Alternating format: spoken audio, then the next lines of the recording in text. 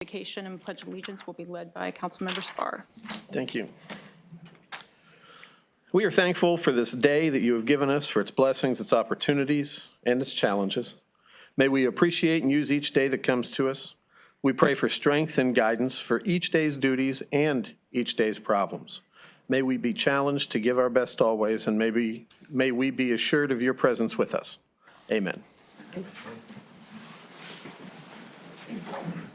I pledge allegiance to the flag of the United States of America and to the republic for which it stands, one nation, under God, indivisible, with liberty and justice for all.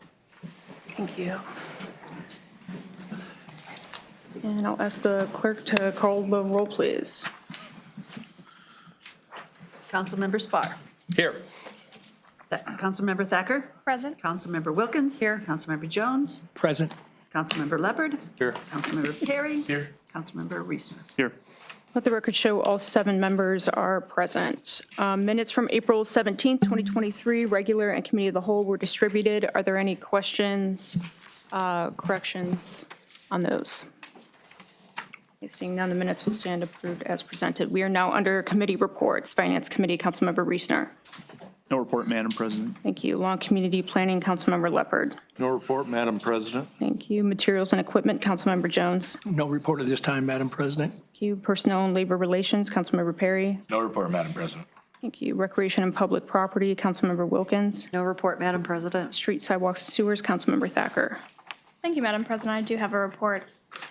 A Street, Sidewalks, and Sewers Committee meeting was held April 17th, 2023 at 6 p.m. in the Tiffin City Hall Council Chambers.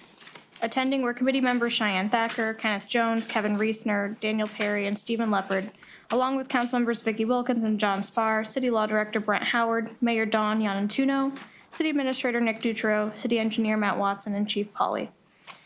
Thacker called the meeting to order. The purpose of the meeting was to discuss utility vehicle and golf cart usage on city streets and any other business presented.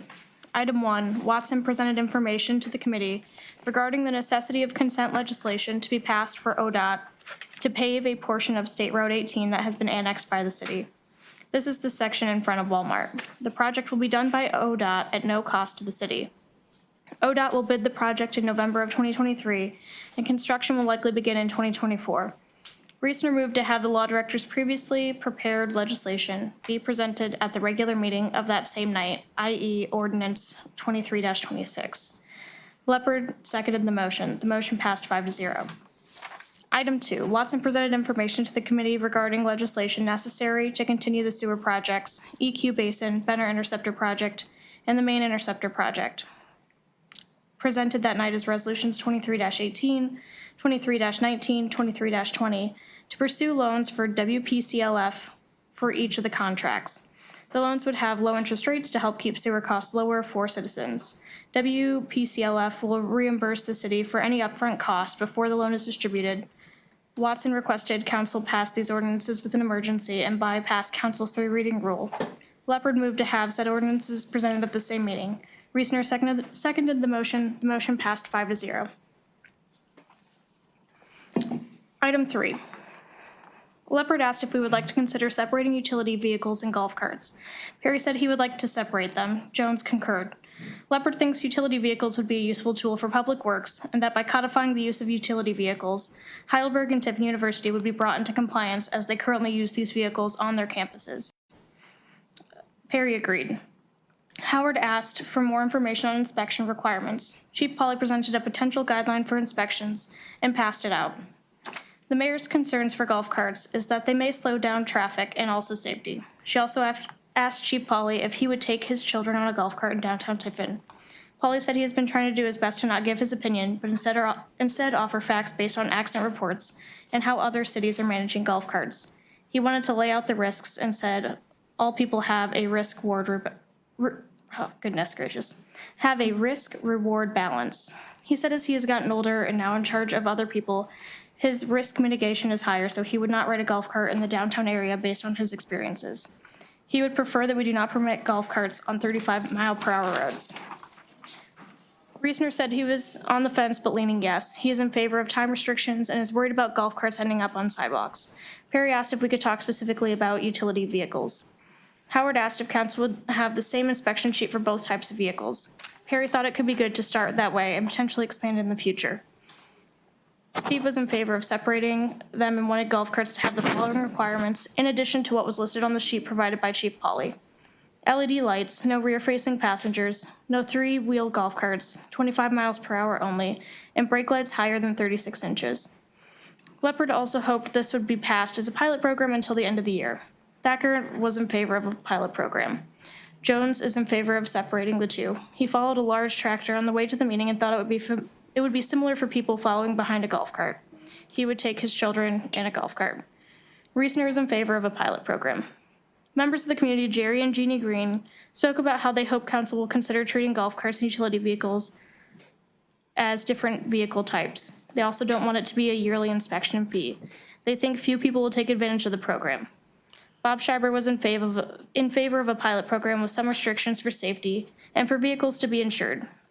The committee decided to have Howard draft an ordinance to review at the next committee meeting on May 1st, 2023 at 6 p.m. Thacker will announce the meeting during the regular city council meeting on April 17th, 2023.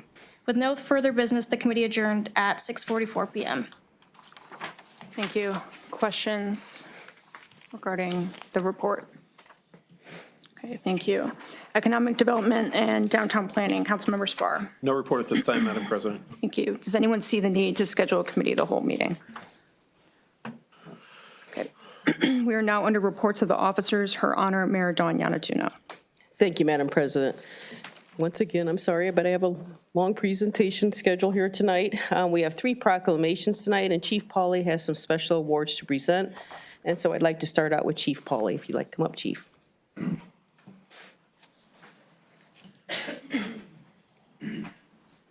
Thank you, Mayor, members of the City Council. I appreciate this opportunity to showcase some of the members of the Tiffin Police Department, recognizing them for the great work that they do every day, but some of the really super extraordinary work they've accomplished in the last few months of last year and in the beginning parts of this year.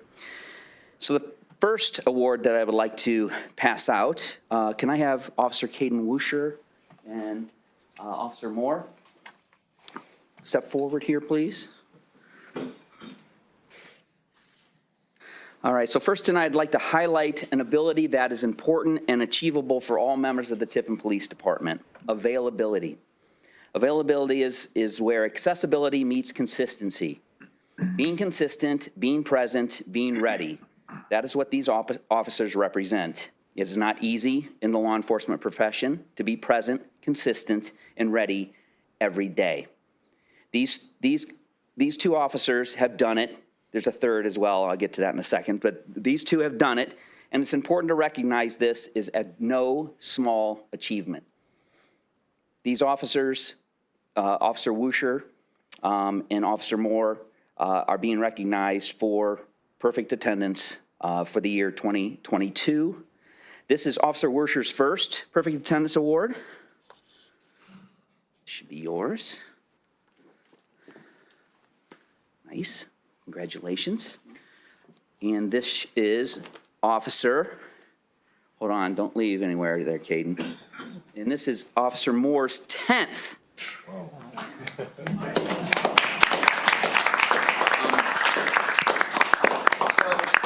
Typically, when we pass out an award for an officer, they get a ribbon to put onto their uniforms. And I do have one for Caden here. But they don't make them in 10 for Officer Moore. So we have special ordered an award that he'll be able to put on his uniform, and that's coming. It's maybe another couple of weeks before you'll see that. But thank you so much. In a cruel twist of irony, the third officer to be recognized tonight for a perfect attendance award cannot be here.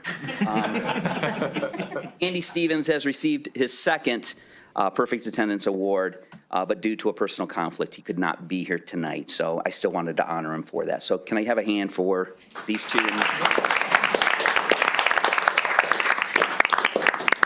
All right. You guys can sit now. So does Officer Moore put all 10 of those on his uniform? No, there's, each award has a number inside of it. Oh, okay. We have to come, they stopped at 9, we have to come up with a 10, so we special ordered that for them. The next award I'd like to present is to Lieutenant Jason Windsor. Lieutenant Windsor called in sick today. I don't know if it was because of this. The guy, he just doesn't like to get recognized. No, he really was sick today, so, but I would like to recognize him. On the morning of September 12th, 2022, the Tiffin Police Department was taking a report of a stolen blue Chevy truck. While the report was being taken, Lieutenant Windsor began searching the city in an attempt to locate this stolen vehicle. Lieutenant Windsor discovered the vehicle parked at Circle K gas station with the offender entering the vehicle. Lieutenant Windsor quickly moved in, blocked the offender and the stolen vehicle from leaving with his police cruiser, and subsequently made the arrest. This award is for any officer who apprehends the perpetrator and recovers the stolen vehicle. Through his actions, Lieutenant Windsor has brought great credit upon the city of Tiffin, the Tiffin Police Department, and himself. His hard work and dedication and investigative skills are hereby commended, and he is awarded his 3rd Lightning Bolt Award. Lightning Bolt is our Stolen Vehicle Award. So, Jason Windsor for the Lightning Bolt Award.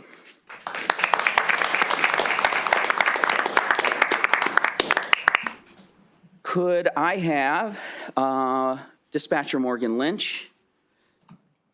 Is Caden available? Caden Emshoff, is he here by any chance? He isn't. And then Miss Sunshine Jones, could you come forward, please? I'm going to start with Dispatcher Lynch. This is a life-saving award, and this award is given to an officer or dispatcher whose actions or direct involvement saved the life of another person who may have died had the award recipient not taken appropriate actions. On November 8th, 2022, Tiffin dispatcher Morgan Lynch received a 911 call from a frantic mother advising that her daughter was not breathing normally and had an obstructed airway. Dispatcher Lynch collected the necessary information from the mother and transmitted the information to the Tiffin EMS while also continuing to stay on the line with the mother, providing her with life-saving advice and guidance. As a result of this guidance, the mother was able to dislodge the penny from the child's airway. Dispatcher Lynch continued to stay on the phone with the mother until EMTs arrived to verify the child was okay. Having listened to the recording of the 911 personally, it's apparent that Dispatcher Lynch's composure and knowledge of life-saving measures to which she provided over the phone to a frantic mother prevented a possible tragedy. Morgan, your actions that evening likely saved the life of this young child. Based upon your actions, you are hereby awarded the Police Department's Life-Saving Award. The Tiffin Police Department is proud to have dispatchers of your caliber who will go above and beyond the call of duty to serve the residents of Tiffin. This is Dispatcher Lynch's 2nd Life-Saving Award. Congratulations.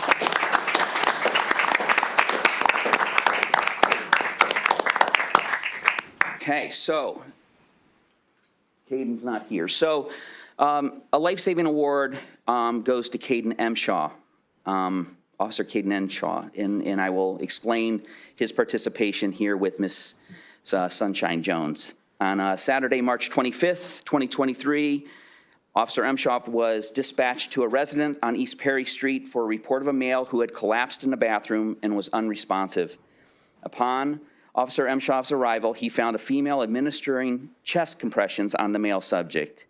Officer Emshoff assessed the situation, finding the male subject was not breathing, and took over administrating chest compressions.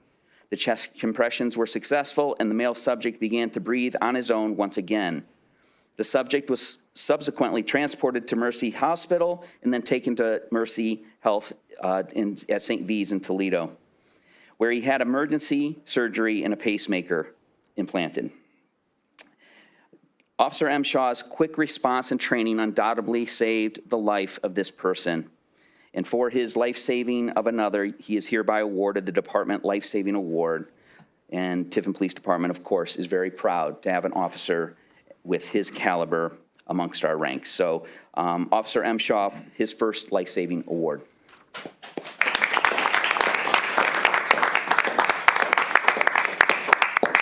I'd like to introduce you to Miss Sunshine Jones. Why don't you come up here so they can see you a little bit? So on that Saturday in 2023, Sunshine Jones responded to her neighbor's plea for help with her boyfriend, whom she had found slumped over in the bathroom and unresponsive. Ms. Jones responded to the residents while also learning Tiffin Police and EMS were on their way. Ms. Jones observed the male subject's blue skin tone and was not breathing. Ms. Jones began administering chest compressions on the male subject. Soon after starting the chest compressions, Officer Emshoff arrived and took over administering the chest compressions. As mentioned previously, the chest compressions were successful and the male subject began to breathe on his own again. Ms. Jones, your quick response helped to save this person's life, and for your part in saving his life, you are hereby awarded the Department Civilian Life Saving Award.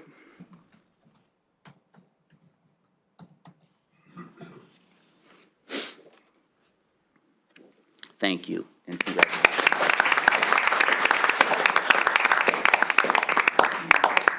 And finally, I know Brandon is anxious to get to his part here, so I'm hurrying. All right, tonight I'd also like to recognize, and we did so in the paper already a little bit and on Facebook, but I'd also like to recognize our Dispatcher of the Year, Lainey French. Can you come up here, please?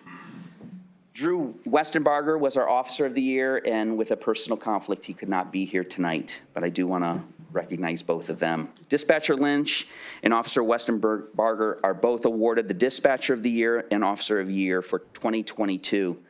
This is awarded to officers and dispatchers annually by a selection process within the department.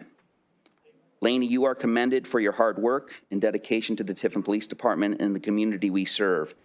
Your command staff and sergeants spoke highly of your work ethic, your overall contribution to this community, and exceptional police dispatch service in 2022. You provided outstanding leadership and have set an example for all officers and dispatchers to emulate. You both should be extremely proud of the work that you do day in and day out, and you have brought great civic credit upon the city of Tiffin, the police department, and yourself. For your hard work and dedication and professionalism, you are commended. This is Officer Westenbarger's first award. And again, he can't be present here tonight. And this is Dispatcher French's second award. Congratulations. All I have. Thank you very much for the time. Appreciate it. Thank you, Chief, for bringing them to our attention. And congratulations, everyone. And thank you for a great job. Be the best. Thank you. Okay, we've got some anxious young ladies there in the front row, so we'll get to it.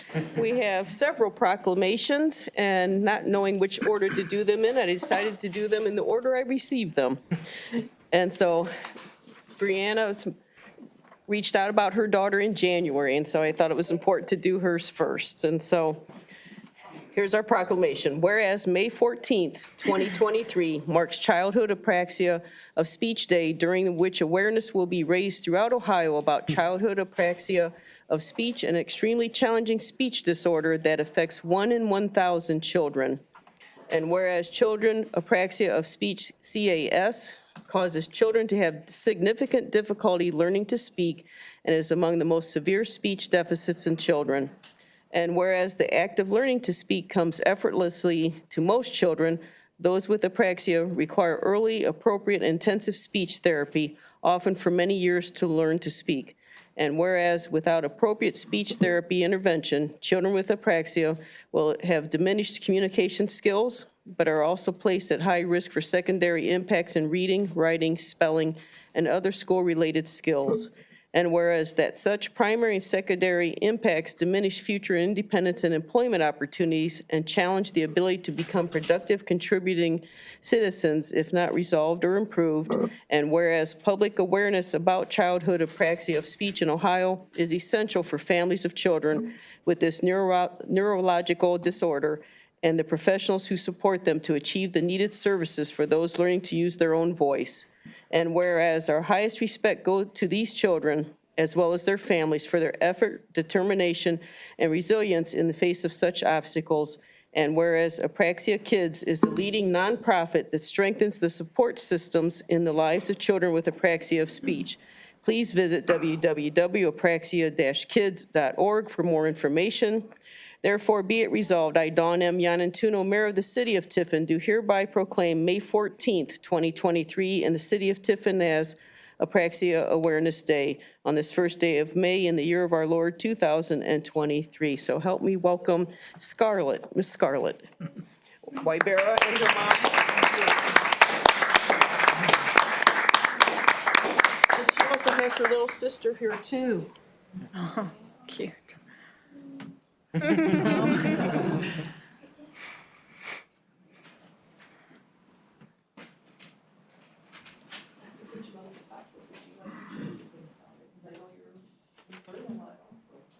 Yes, I prepared something. Okay. So, hi, my name's Brianna. This is Scarlett. This is Evelyn. First of all, I would like to thank the mayor and the city of Tiffin for recognizing May 14th as Apraxia Awareness Day. Scarlett has her little sister, her dad, and her grandparents here today, so we have a lot of support. CAS, or childhood apraxia of speech, is a neurological disorder that prevents a child's brain from telling their mouth how to move for productive speech. This is a lifelong diagnosis that emerges in childhood, affecting 1 to 2 children in every 1,000. Apraxia is hearing and understanding the people around you and not being able to communicate back using typical speech. It's strenuous speech therapy in an attempt to rewire the brain. It is frustration and exhaustion for the brain to work for every word. But it is not what defines Scarlett. It is not preventing her from having a tribe of teachers, friends, speech-language pathologists, advocates, and family members from loving her. It will not stop her from doing great things. It will teach her patience. It will teach her and others around her about kindness and acceptance. It will make her a hard worker who earns everything she has. Scarlett has made so many triumphs in the short time since being diagnosed with CAS in 2021. Our hope is by declaring May 14th as Apraxia Awareness Day, we will be able to spread hope and resources to other families located in and around Tiffin. We want other children and families to feel a little less alone. Thank you again for your support.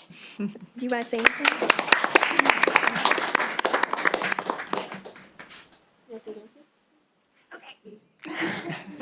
Do it. Okay.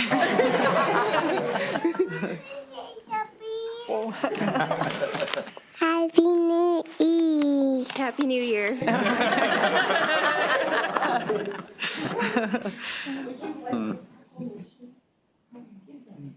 do you say? Do you want to take a picture real quick?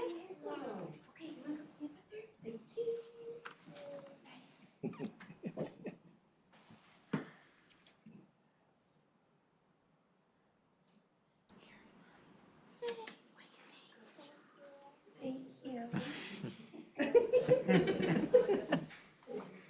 you. All right. Oh my God. Yes. We can just take those. Okay. I want to jump in real quick. Okay. So duty called, so Caden couldn't be here for recognition, so I wanted to at least, I'm not going to reread it again, but Caden M. Shaw, his first life-saving award, step up here, Caden, his first life-saving award, excellent job in the work that you did, and because of the work that you did, the actions you took, you saved someone's life, so thank you so much.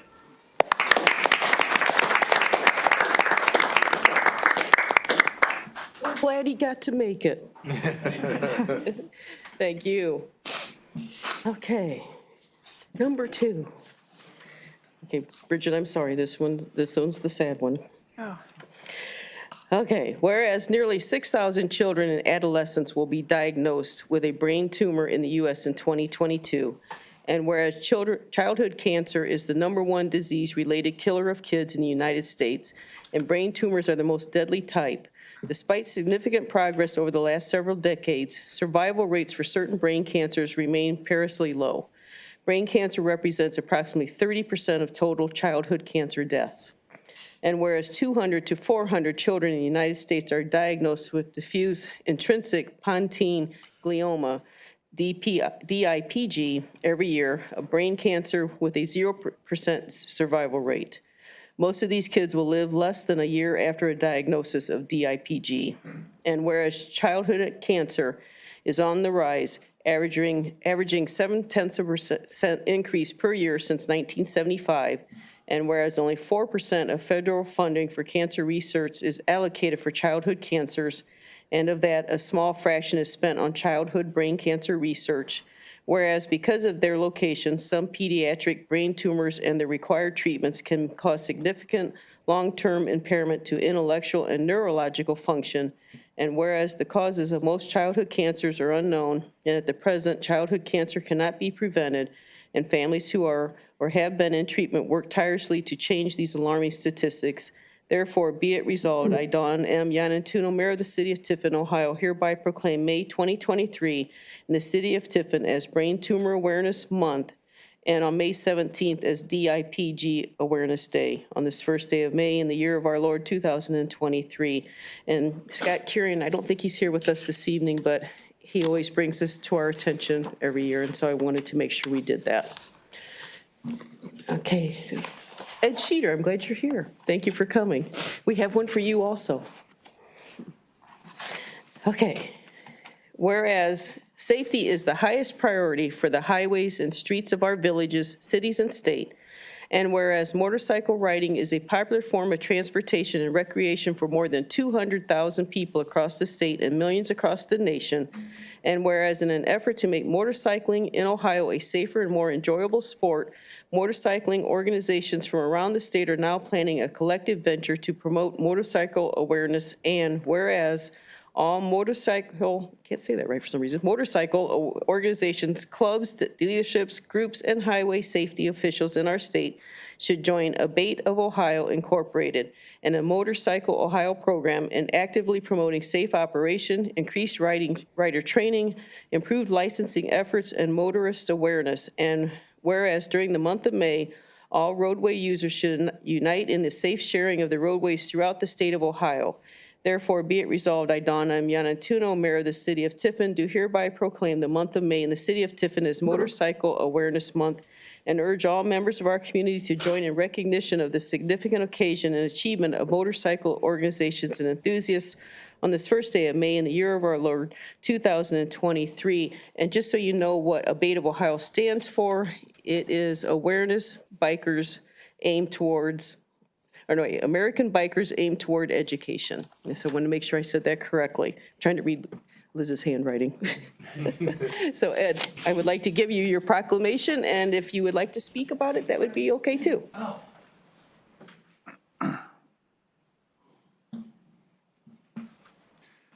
Appreciate you coming in this evening. Being a motorcycle rider since the age of 16, I can appreciate that. Well, thank you. I've been on the receiving end of some scares. Get closer.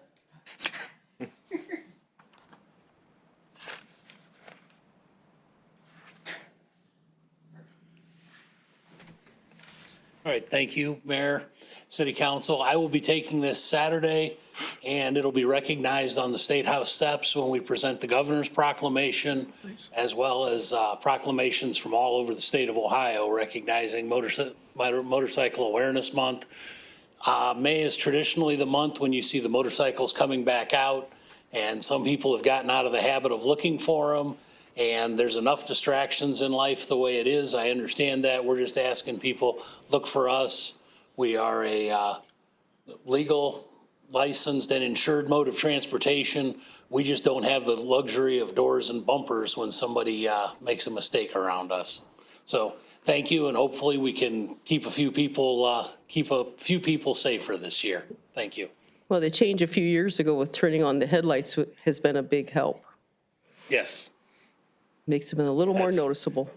Yeah, I was just gonna say, that's now mandatory on all motorcycles, that they have to have a headlight that's permanently on. Yeah, I don't do too much riding anymore, but I've rode them actually since I was 12, but had a license at 16 and got me out of riding a school bus every day. So I rode a motorcycle. And I'd back rather then, ride that a was unusual. I had long hair and helmet on, and I really got some looks. I rode my motorcycle to school also, and I've had years that I've put over 10,000 miles on a motorcycle touring the United States, and there really is no other way to see it than out there in the air where you can see, smell, hear. You know, you're out there just enjoying what this great country has to offer. But it just takes a squirrel to stop your heart. And maybe other things. So you be safe out there also. I've had a few of those moments where you don't know whether it's skill, experience, training, hand of God, or just plain luck that you got through it, but. And you don't swerve for them. You don't swerve. If you Go start right to on through. swerve, you're going down. Yep. Thank you so much for coming in. And anybody that is interested in motorcycling and wants to learn, get a hold of Motorcycle Ohio. It's a $50 course that will teach you how to safely operate a motorcycle. Or, as we unfortunately have told some other people, may teach you that a motorcycle is just not for you. And there are some of those people out there. But if you are gonna get your endorsement and you are gonna be on the road, I highly recommend the Motorcycle Ohio course. It's funded by the state of Ohio, so that it only costs $50 as opposed to going to some of the paid trainings that can be $300, $400, $500. Get the training, operate safely. I think Tara was offering it. Yes, they do have that. That's one of the Motorcycle Ohio, it's as much as our responsibility as motorcyclists to be trained and aware as it is the people in cars to look out for us. You be safe out there, and thank you for taking that for us. I'll be proud to carry it to the State House. We appreciate that. Thank you. Thank you.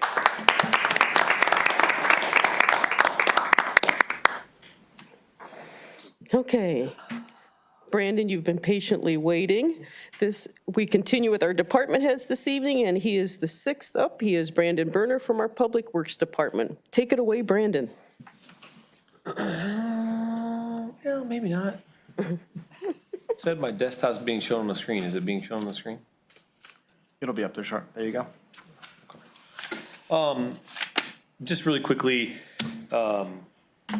thanks for the opportunity to be here. This is not my preferred venue, if I'm being quite honest, but the opportunity to present for my team and the things they do every day. We got a lot of people that are unhappy, and we have to make them, do what needs to be done to the infrastructure. It's nice to come here and tell you the good news stories that you might not hear about when they're giving you the phone call. And so that's exciting. That's a big honor to be able to speak to you and to do that and to push this button 30 times. So also, I speak very quickly, so I apologize. If don't be afraid to stop me if you want to ask a question, but then the additional time is on you, so I can't be held accountable for that. But do not be afraid to stop me if you do have a question. Really basic agenda here, mostly going to focus on 2022. That's primarily what we'll talk about. If you have other questions, then by all means hold on to them, throw them out there, whatever you need to do. I'm going to start with my intro here. There's a couple things highlighted in red. That's what I'm going to focus on. Our mission hasn't changed, but a couple of our folks have. So Aaron Distel has actually moved to the Parks Department. So, no hard feelings there. We're happy to have Aaron still on the city team. Happy to see Parks get another guy out there to help push their ball forward. Josh Spears is our new hire. That's actually, both of these things happened this year in 2023, FYI. But he's a new hire doing great for us, doing great work, came with some experience already. Awesome stuff. Nick Moses last year in 2022 he's my assistant arborist. He earned his TRAC, which is Tree Risk Assessment Qualification certification. So, John and Nick are my arborists. They're extremely good at what they do, but it's nice to have a little bit of validation added to our namesake. So, also, I want to mention here quickly, so Steve Klaus is my current electrician, but Mike Shannon is still on the books for the time being. He's pending retirement. For anybody who's been around Mike Shannon, great guy, done wonderful things for the city, a million other organizations. just an awesome dude. I don't know that he's going to have a relaxing retirement, knowing how Mike is, but I think he's going to enjoy it and be around his family quite a bit, and we wish him the best and all that. And lastly, on the bottom right there, you'll see Tim Parkins kind of thrown in there for downtown special projects.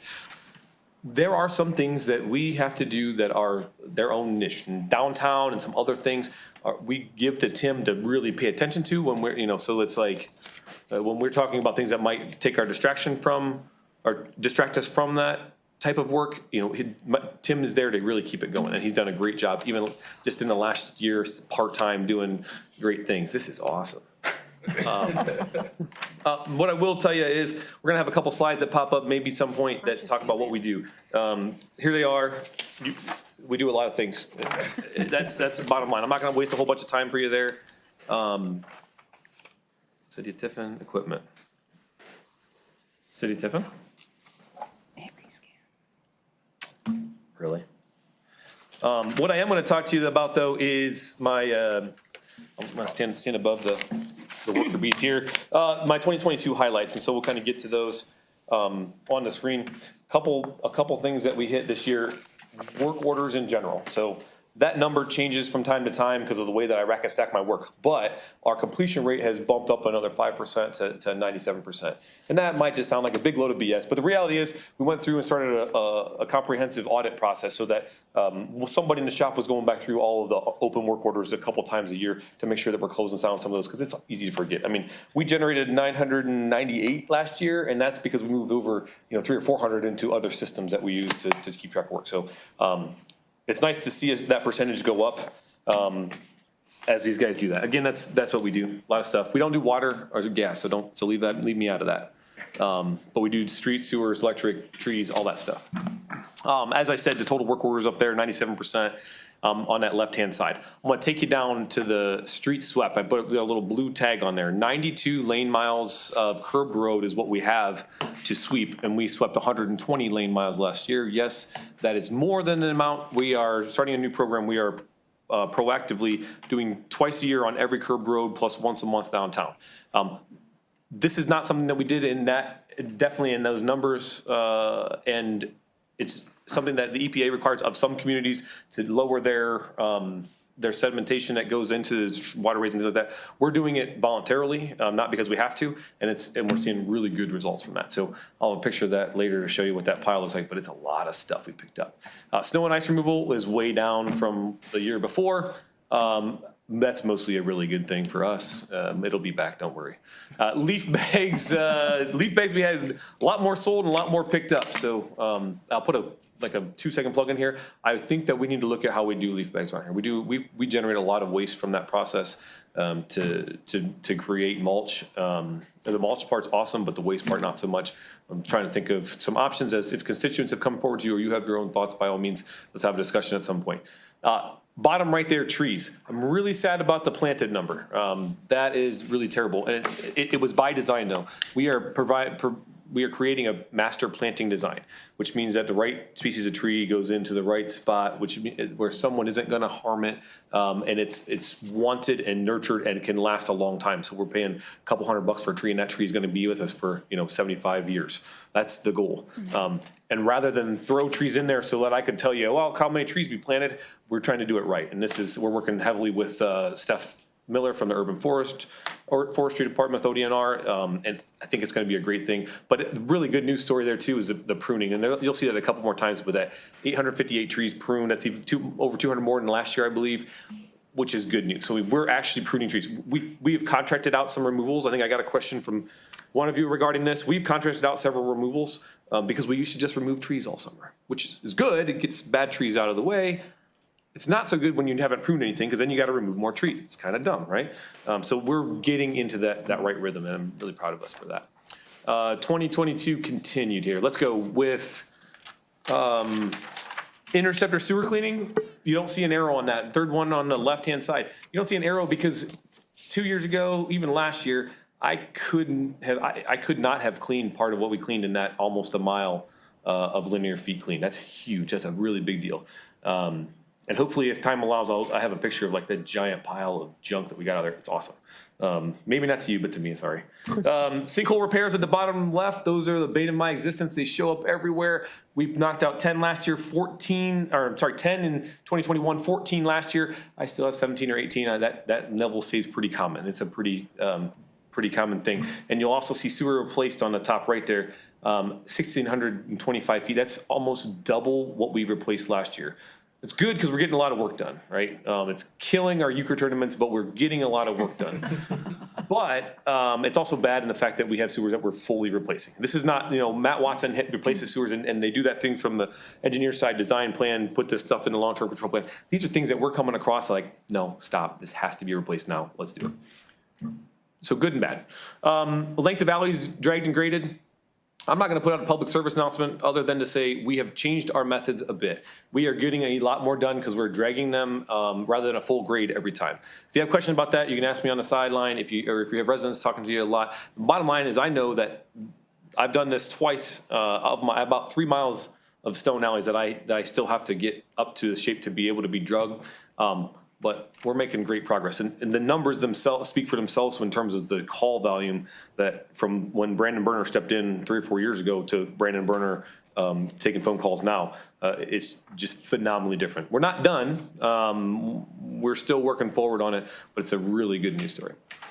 Sidewalks repaired, unfortunately, dropped substantially. It was a trade-off. We're not done working on them. I'm not happy with those numbers, but we knew it was coming. We had to give somewhere, and that's where we gave was on sidewalks.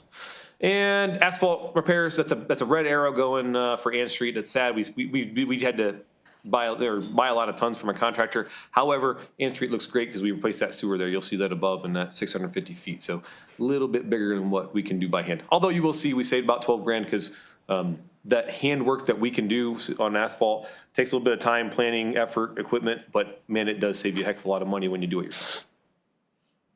Last thing I'm going to hit on the highlights page like this, the super boring, no picture stuff. Crack sealing, we're doing awesome at it. We have a plan. We've adjusted that plan a little bit. We have really good data on it for last year and for the year before, but not enough data to tell you what the exact trends are. But what I can say is that we are definitely trending in the right direction, and I look forward to continuing to get that information as the years go on and we follow that plan. A couple highlights of equipment, personnel, facilities. Equipment, there's a couple pieces of equipment from last year that we're still waiting on, that they're still building or getting from the plant or whatever. So that's the way the market is. So we have like an influx of equipment flowing at us. It's all hitting at once. Dutro thinks that we're doing stuff under the table. We're not. It's just a weird setup. Also, the facility wins there. You see a picture in there. I didn't want to bore you to do that too much. On that left-hand side, the before is actually when the gentleman who consulted on the entire city's interior facilities came up in his wheelchair. He could barely get across the threshold at our office, and when he was in the office, that's what he saw. On the after side, we've actually adjusted, improved that area, made it nicer, put a little bit more physical security, and dropped that window down so that if he came in today, we would be in compliance. So it's a good thing. It's a small thing. We knocked it out ourselves over the winter time. So good news story for us. Couple highlights on sewers. I'm just going to hit 2 of these things. That thing that looks like an orange creamsicle inverted on the top right, kind of. That is one of the 2nd Avenue or Tome Street manholes that we had lined. Hydrogen sulfide had really eaten up the bottom of those things. And as a result, we proactively put lining in there, didn't wait for them to, the most that residents were put out is maybe they were parked in front of your driveway and you wait 10 minutes for them to get, out of the way, versus shutting down those entire roads to replace every single manhole, which in about 10 years that we would have had to do that if we hadn't done this. So, if we were lucky. On the bottom middle there, you see the Riverview Estates sewer investigation, and we opened a contract with a consultant to actually check all those. My guys did amazing work and tons of things in sewers. But I want to tell you about that one. That's a lot of sanitary and storm line we know has problems. We've got it investigated. All of it was cleaned and televised. We found about $3 million worth of work is what they estimated a little bit lower, but forgot a couple things in terms of asphalt, or didn't take into account them. And that's not including when Matt Watson comes here and he tells you this is the long-term control plan and it's going to cost tens of millions of dollars, right? That $3 million is not included in that. Right? This is not satisfying the EPA specific requirements of the long-term control plan.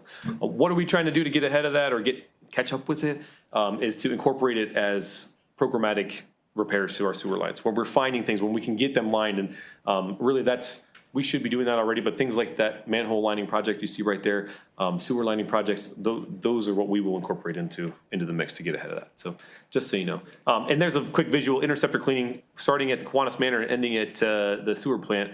We made it just under a mile that way. We're picking up the rest of it here as we get out of the threat of freezing temperatures. So made it a long way. Streets, I'm sorry, Mayor Dawn, we could not get you in a plow. I don't know, for folks who don't understand that too. So bummed. Yeah, we did not get a lot of snow, which is a great thing in terms of getting other stuff done. But it's sad because we do like to put our mayors and administrators in a plow. We like to give them an idea, because when they're getting that call from, Bobby Joe on 123 Main Street, it's tough when you haven't heard that. You don't know what it's like to be behind that plow. And it's, well, those guys are screwing up, But when you're actually sitting in that plow for 5 or 6, 7, 8, 12 hours, you get a whole new idea of how many times you went by a house when someone says you never went by my house. It's a little bit small here on that top right. You can see we had removed a bunch of vegetation that had been overgrown, shouldn't have been there. I think 16 years ago it was removed, and I'll tell you what, now that we got it down, it ain't coming back, I promise you, as long as I'm here. That's the Eagles right there. That's Riverside Drive, and you got it down. Also, huge win in that is that, I don't know if you guys heard about this alligator, the report of the alligator. We found it, we relocated, no one was bit, no alligators were harmed in the making of this PowerPoint. He's back on board. So all good things there. One thing I will point out is on that bottom right, that is the street sweeping pile midway through last year's street sweeping. That's my pickup truck next to it, and that is the street sweeping pile. And this ain't like a big fish story where I'm like holding the fish way out here so it looks bigger next to the camera. That is how big that pile was. Unfortunately, the EPA requires that I put that in a landfill, so that represented, I think I got another question about that. That was about $8,300 of removal, 130 tons when it dried out from. So those piles have been getting progressively smaller as we've stayed on this, and so it's a much more manageable pile, but it's not free apparently, turns out. So I'm jumping like 9 slides. A couple other things, my arborists, electricians, miscellaneous stuff going on. I will say we had a couple volunteers on that bottom left side there. When we were, when we see it, we had the parking lot sealed, most of them here in downtown. A couple folks stopped by. That's a gentleman and his child helping us spray that ADA spot, so that was nice of them to give us a hand. It was a good time, but I think those downtown parking lots, I appreciate you guys helping us put that in the budget last year and this year, and continuing that so that we can take care of those the way they should be taken care of, not just let them kind of rot until we got to be replaced. This is a lot of more stuff about what I would like to do. Sewers, you're looking at items that this is really this year. This is 2 slides, right? And this is this year. I'm going to go back. This is like, we're trying to get this done in 2023, and this is not our normal work list. This is not what we do want to do. These are projects in addition to what we always do. That's a big deal. It's a lot of stuff to do. We are busting our hump every day to get it done. If you have any specific questions, let me know. But the upgrades to equipment, the continued efforts to getting these things done, we are knocking out of the park. A quick couple of thanks to folks. Engineer Parks and Rec and the sewer department, or the sewer plant, we work with them really, really regularly, and they do great stuff for us. All these other organizations are awesome. I will say that that you guys included, you guys made the cut too here. So I will say though, Tiffin residents, we appreciate them. There are a handful of folks who will come and take time out of their day to come and say thank you for the things that we do every day, and we hear them, and we definitely appreciate that. And then lastly, my crew and their efforts are amazing. It can be a thankless job, and it's great to come to work with them every day and solve some problems, get ahead of things that we never thought we would, and see that kind of stuff unfold. So with that, I did pretty good on time. I wish I could have done better because I have had cool pictures after this, but it's all right. This is South River Trail overlook that we cleaned up for that upcoming project to put an overlook there, but we cleaned up quite a bit of vegetation, so that's what you're seeing there at sunrise. So please, if you have any questions, let's hear them. Yes, Councilman Reesner. For the pile, for the street sweeper pile, now I understand we have a contract with Rumpke to get free trash removal, right? So this is a different class of I get a dumpster that they trade out every, I want to say it's every month. And I do put as many scoops of that stuff as I can. I try to squirrel it away. But with the number, but in the winter, that I can get quite a bit in there. But with the number of trash bags that start to accumulate during the summer, as people get out and about and use our trash cans around here, I fill up too quickly. I think that that's a really important thing to look at, especially as we go forward and potentially get another roll-off as part of that contract. I think that's a great point and a great idea and a great option to look at for us, for sure. Could it be mixed in with the leaf mulch potentially? No, so I've asked the EPA, and although it's not a great answer, and I think it's dumb. But the bottom line is no. I've talked to EPA. I've asked them about the beneficial reuse program. They say you would just be wasting a bunch of time and money to try to get in that program. So I just thought it was a lot to spend on it, but. you're not wrong. I don't disagree with you.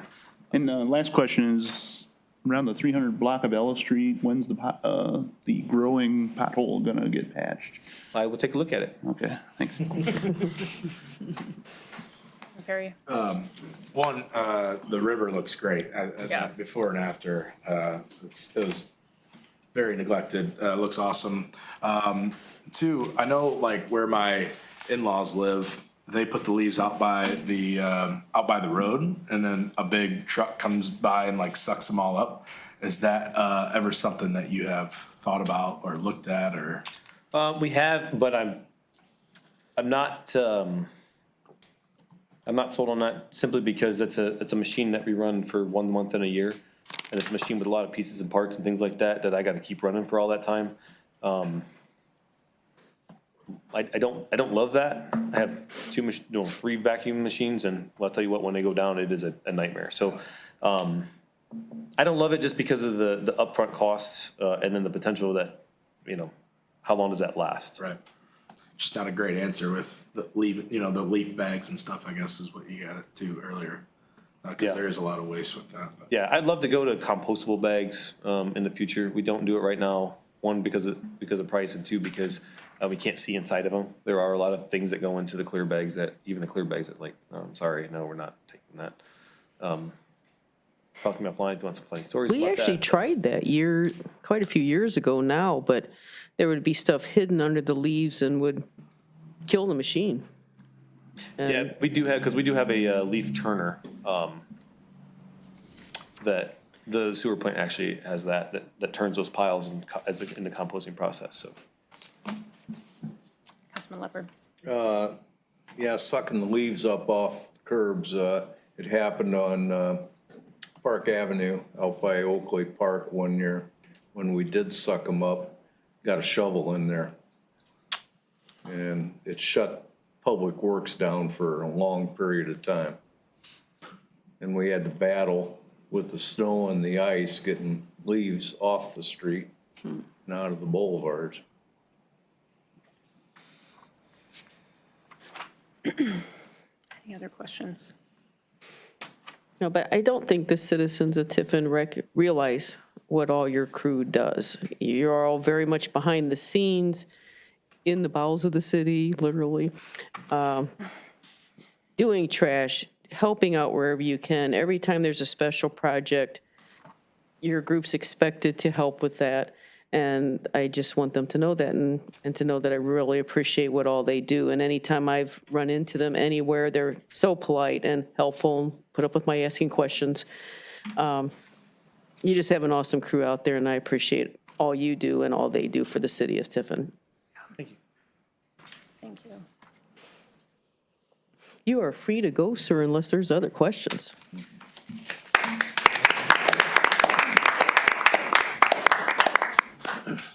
We won't make you stay unless you want to.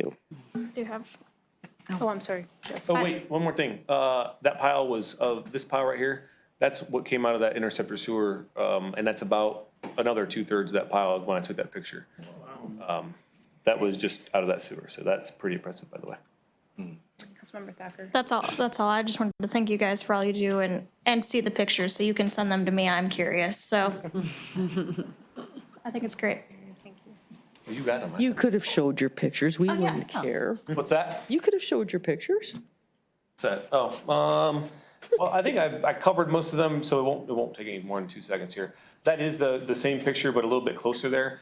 If you look at the top, that's after the vegetation was removed, but that's where the problematic sedimentation was. So see what that bottom, on the top side, where that right arrow is, that sediment we removed all. So today, if you went out there today, you'd see that bedrock behind there. You don't have that big jam. I would estimate that like a 1/6 to a 1/7 of that bridge was covered with sediment. Actually, if that top right, you see that, so that red circle, and then the little line above there, that red circle is a pipe that outlets, and that red line is the sediment level above it that we've removed, up to that point. That pipe was missing. And then lastly, this is a huge one. So I had 3 guys really that spearheaded this project, the Mohawk Street culvert. There's severe scouring, as you can see on the left side before. There's honeysuckle all over it. It was a problem. The failing masonry was getting to be a problem. And we had originally we were talking about, putting it to a contractor through the engineer's office. But it was getting to the point where you could lose like a 5-gallon bucket inside of that hole underneath the thing. And we have to do something. We can do something.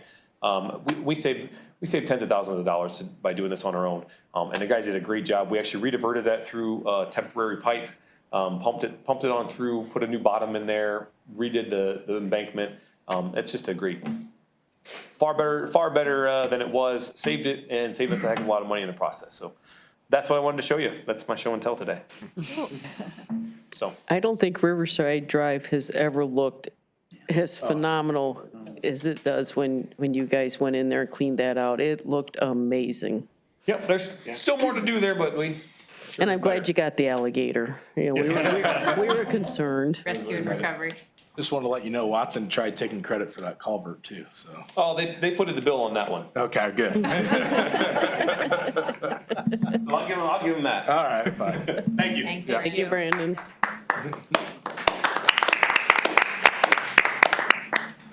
Okay, I'll continue to talk quickly here. Updates, the third Thursday Art Stroll was a big hit. I found a few things myself. We held our Arbor Day celebration. Actually, it was spearheaded by Brandon on Friday, April 28th at 1:30 at the corner of Adams Street and Benner Street. 2 trees were planted. I did a proclamation that honored Percy Lilly, and we'll be honoring Percy Lilly from Heidelberg College or Heidelberg University again June 9th. And so he was an original founding member of the Tree Commission, so we thought that was appropriate to do that. Upcoming events in May before our next meeting. Reminder to go out and vote tomorrow, May 2nd, if you haven't already done so. I know it's confusing. I know a lot of people are wondering what to do. There are 2 choices. You can take out a Republican ballot or you can take out a nonpartisan ballot. If you take out a nonpartisan ballot, you will not be voting for judge. If you take out a Republican ballot, you can vote for judge and mayor. Can I be any clearer than that, or should I add anything? I think I'll leave it at that so it's nice and clear. So please go out and vote.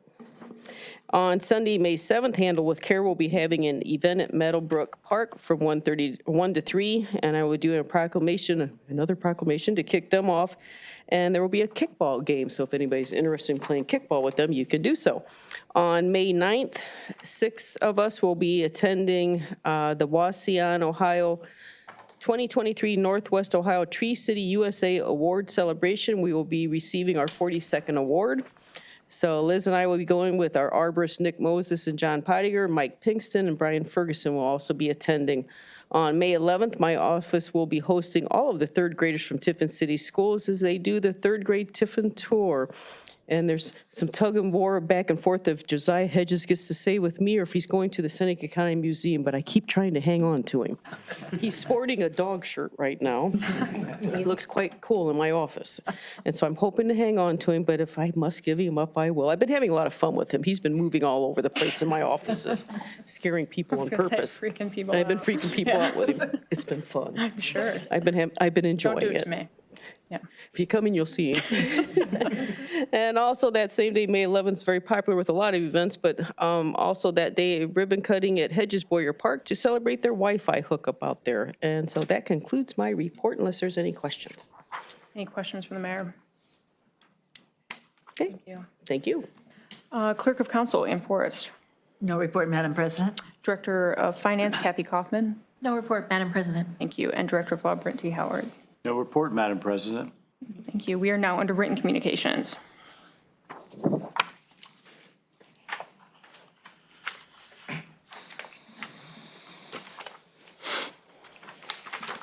First, we have Mayor's request for legislation number 23-27, request for approval of credit card increase from $10,000 to $25,000. Sorry. It's in the agenda change memo. The It's a change one. separate letter. Oh, this one, okay. Sorry, I didn't see that. Is that, who should that go to? Finance. Okay, thank you. Mayor's request for legislation number 23-27 will be referred to the Finance Committee. Thank you. And then we have revised Finance Director's request for legislation number F23-8 to amend the 2023 Budget Ordinance 22-101 to appropriate funds into the Street and Sewer Maintenance Department budgets.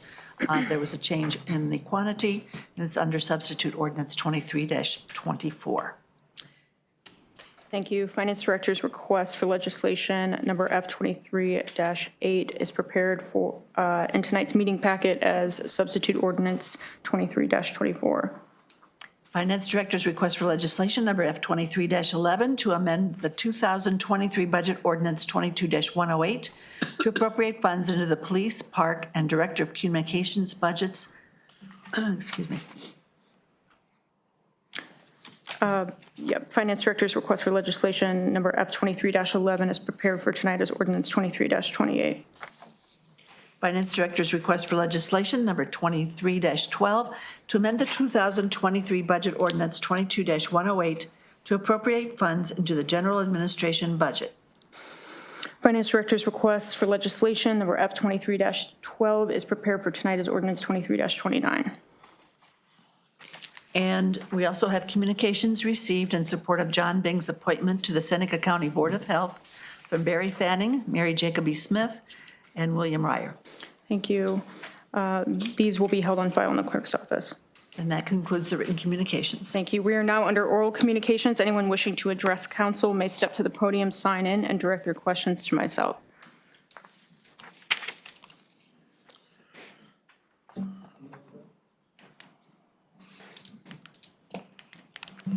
John Bing, 26 Clinton Avenue.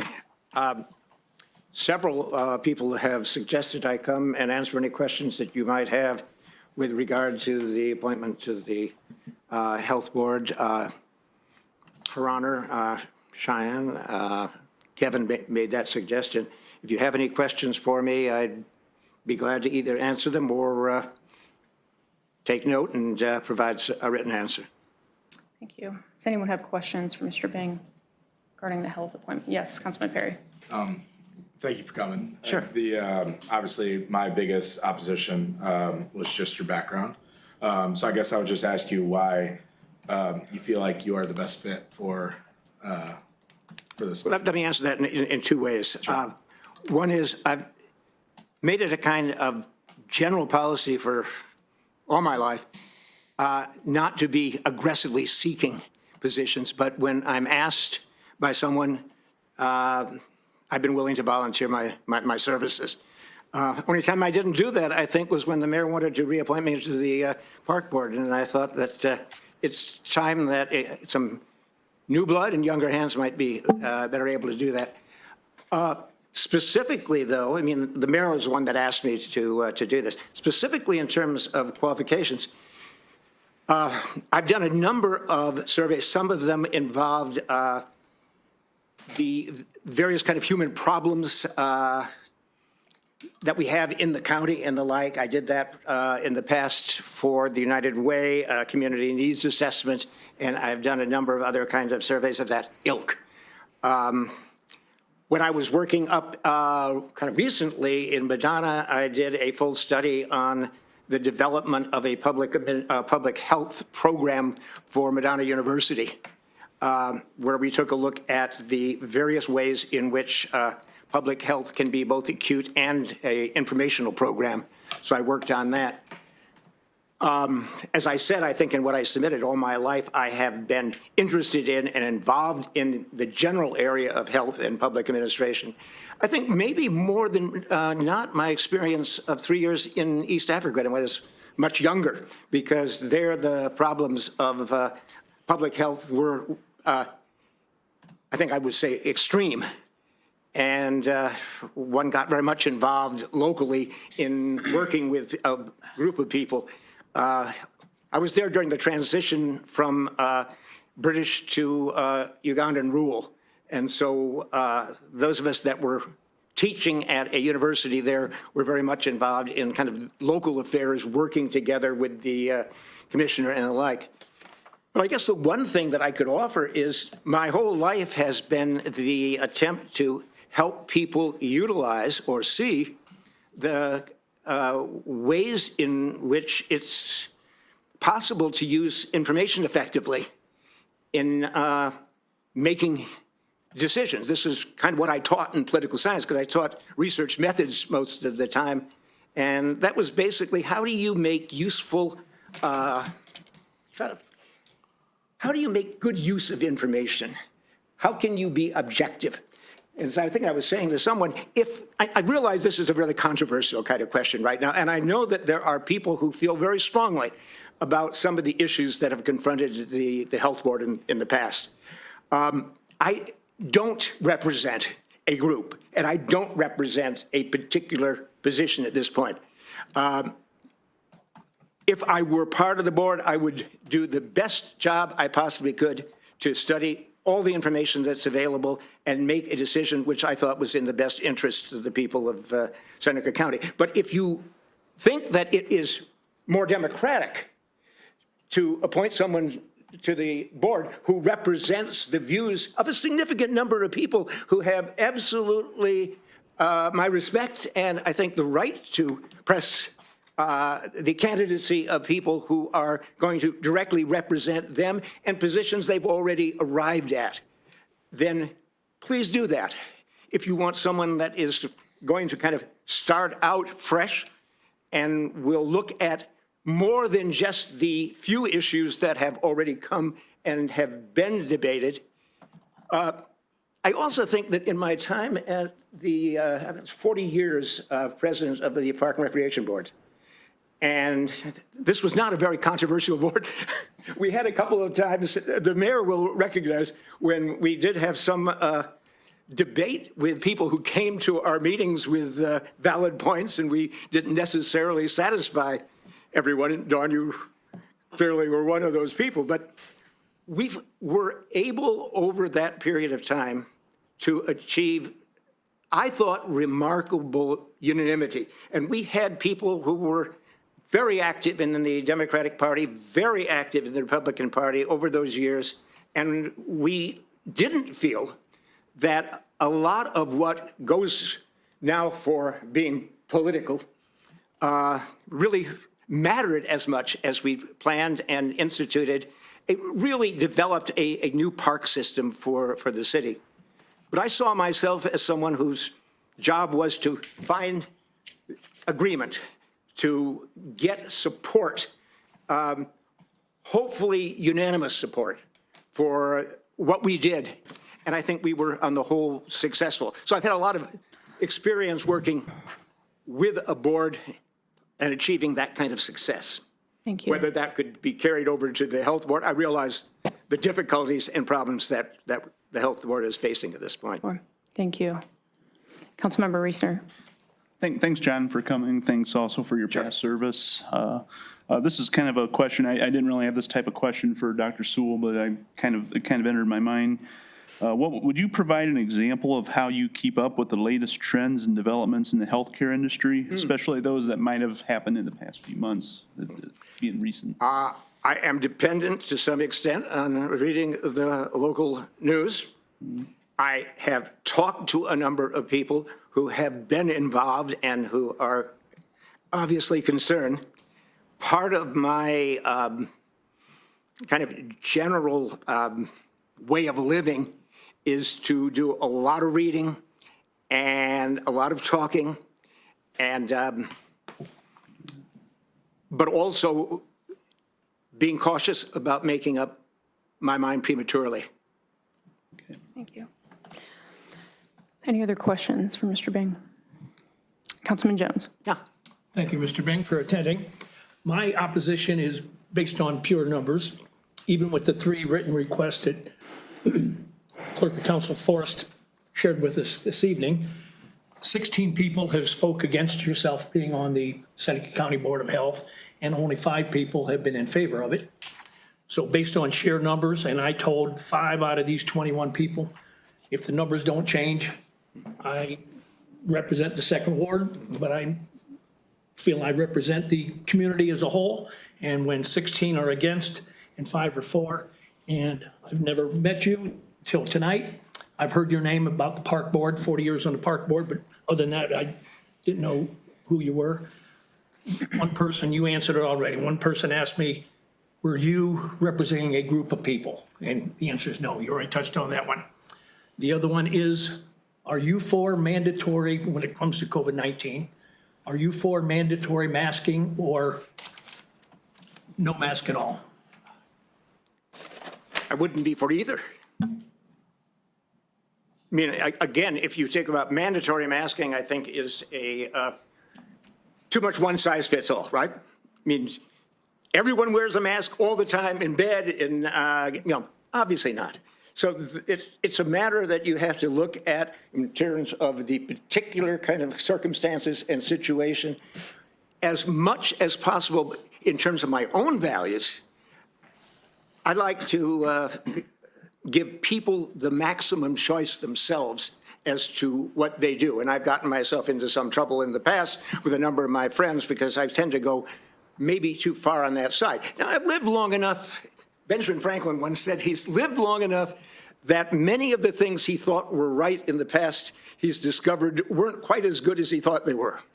And I think I can say that for myself, so that positions I've thought about and taken, I am always willing to reconsider. And I think circumstances change, and information changes. And this is why I used to talk to my classes about that when someone changes their mind in political life, it isn't because they were deceiving you before, it's because they have come upon new and useful information that they've been able to take advantage of and have changed an opinion.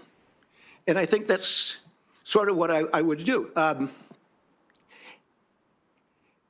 then again, I think the issue of mandate is what do we mean? How suggestive should a public authority be when, and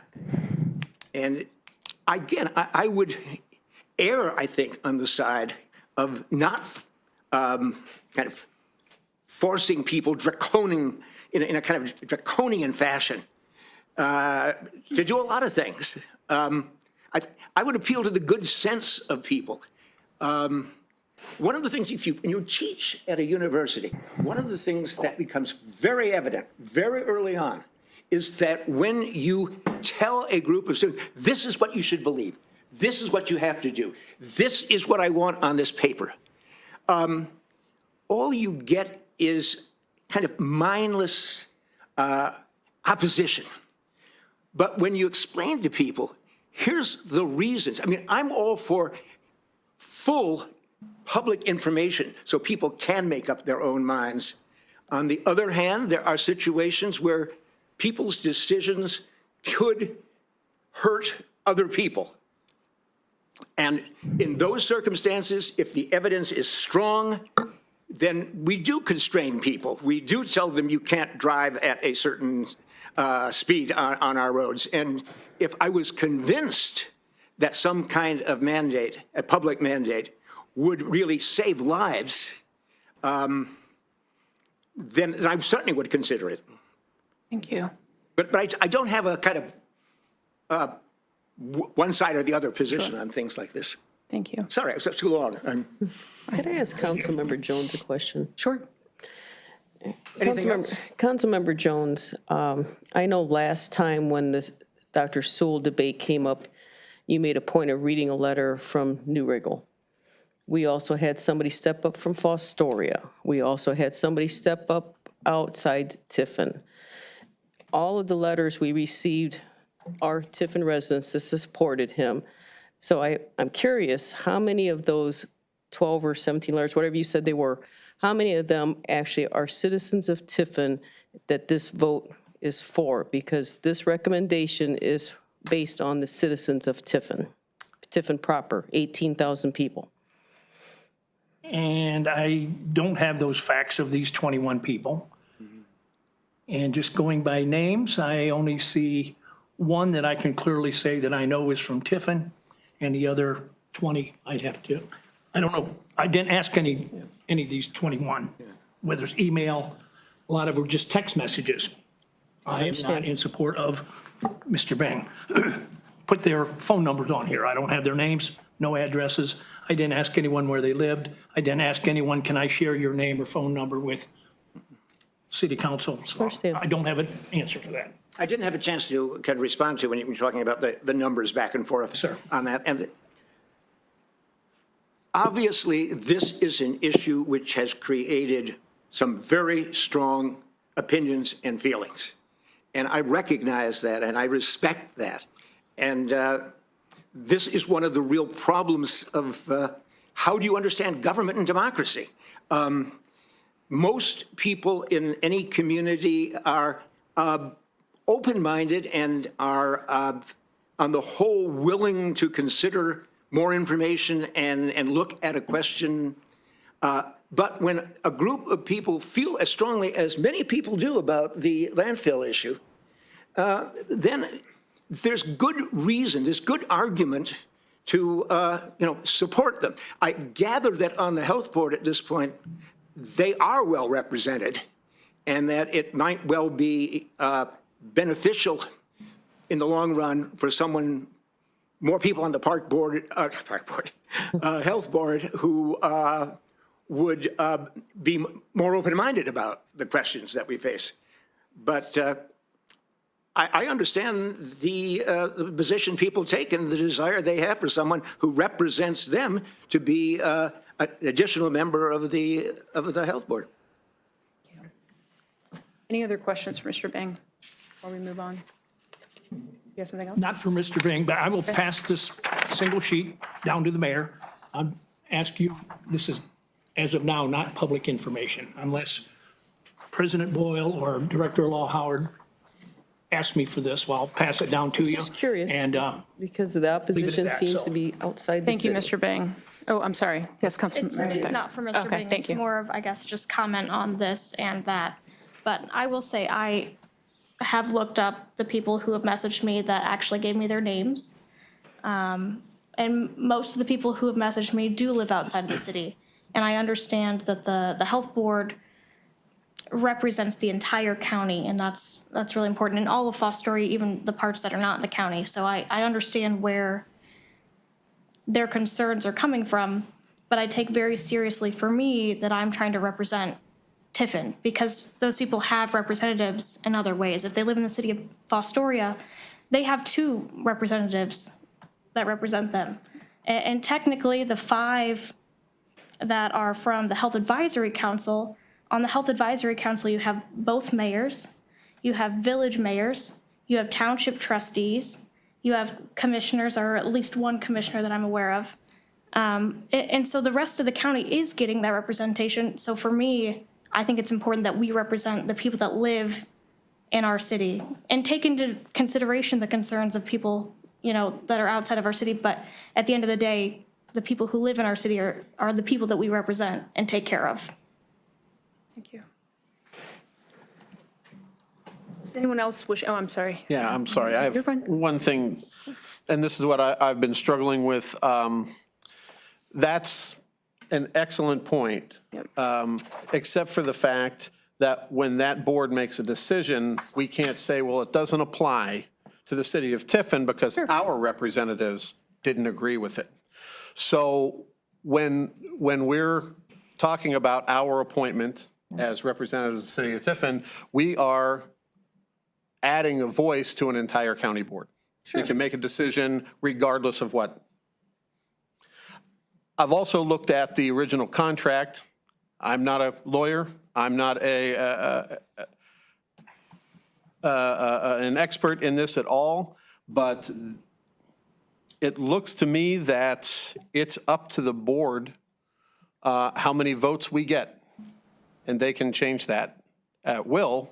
If I mean, I feel like there's a hole in that contract, and I think that needs to be looked at in the future. I don't know how we even do that, but I am not a fan of that contract from the early 70s. I don't like the way it reads. I don't like the way it looks. I just don't like it. I feel like we in Fostoria are kind of stuck. And I think we ought to take a look at it at some point in the future. Not during this debate. I'm just saying that I think that needs to be looked at. That's all. Thank you. No, thank you. Is anyone else wishing to address council this evening under the oral communication section? Okay, thank you. We are now under motions. Are there any motions this evening?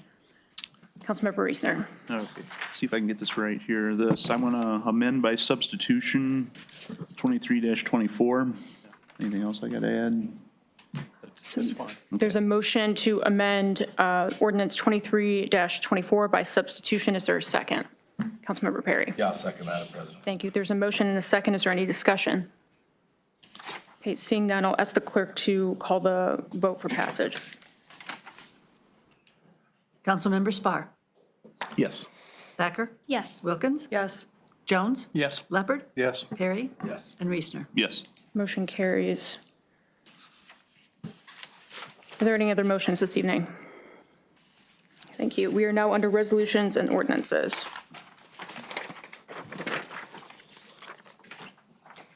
Resolution number 23-16, introduced by Steve Leopard. Resolution approving and adopting the City of Tiffin's Americans with Disabilities Act, ADA, transition plan. This is the third reading of Resolution 23-16. Councilmember Leopard. Thank you. I'd ask for passage of Resolution 23-16. Thank you. There is a motion for passage of Resolution 23-16. Is there a second? Councilmember Thacker. I'll second that motion. Thank you. There's a motion and a second. Is there any discussion? Yes. I'd just like to thank Matt Watson for his development of this manual. He has spent many years on this, on the transition plan, and it's really a great document, and surely like to thank Matt for all of his efforts. Absolutely. Thank you. Any other discussion? Okay, seeing none, I'll ask the clerk to call the vote, please, or call the roll, please. Councilmember Spar. Yes.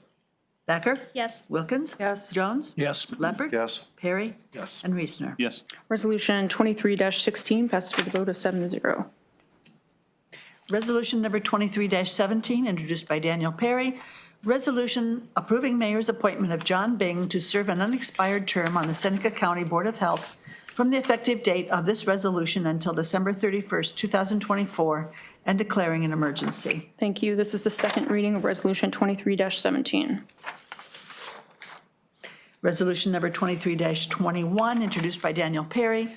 Resolution approving mayor's appointment of Dr. Susan Carty to serve the remainder of an unexpired term on the Tree Commission from the effective date of this resolution until December 31st, 2024. Thank you. This is the first reading of Resolution 23-21. Councilman Perry. Thank you, Madam President. I'd like to ask for passage of Resolution 23-21. Thank you. There is a motion for passage of Resolution 23-21. Is there a second? Councilmember Wilkins. I'll second that motion. There's a motion and a second. Is there any discussion?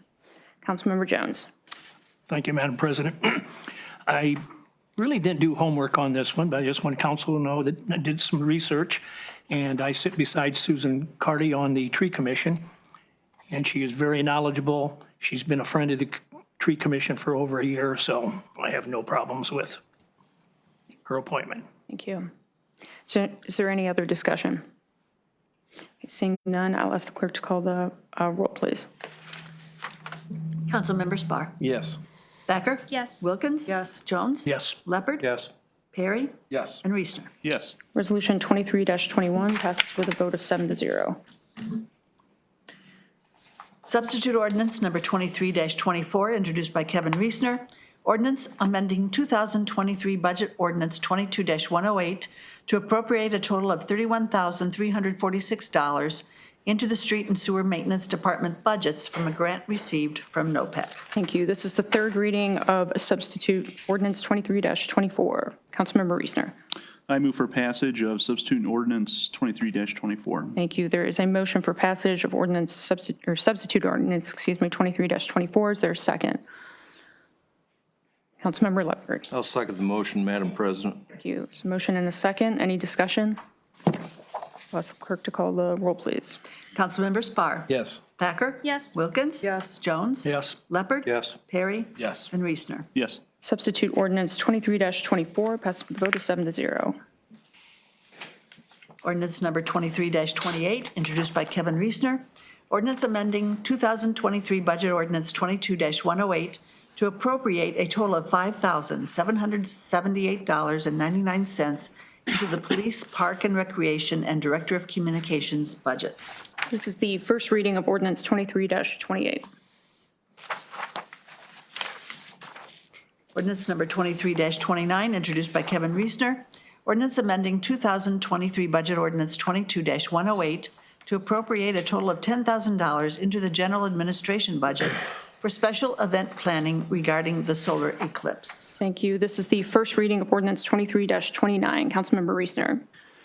Madam President, I would move for immediate passage, suspending City Council's three reading rule for ordinance 23-29. Thank you. There is a motion for suspension of ordinance 23-29 and immediate passage. Is there a second?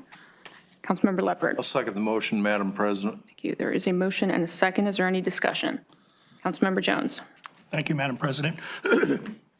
I know this is the first reading of ordinance 2329, and it's my understanding this solar eclipse is going to take place 11, 12 months from now.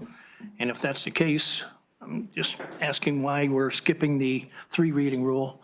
And I know the answer, but I want the public to, in the audience and at home, to have an understanding why we're skipping the three reading rule. Yeah, the discussion that took place during the committee of the whole regarding the reason for the suspension was Destination Seneca County, who was planning the event, would like to move forward with some of their planning, including deposits that are required in order to have a successful event. So the quicker that we can implement this ordinance, the quicker that they can make some of those deposits. If I missed anything, please let me know. Okay. Any other discussion?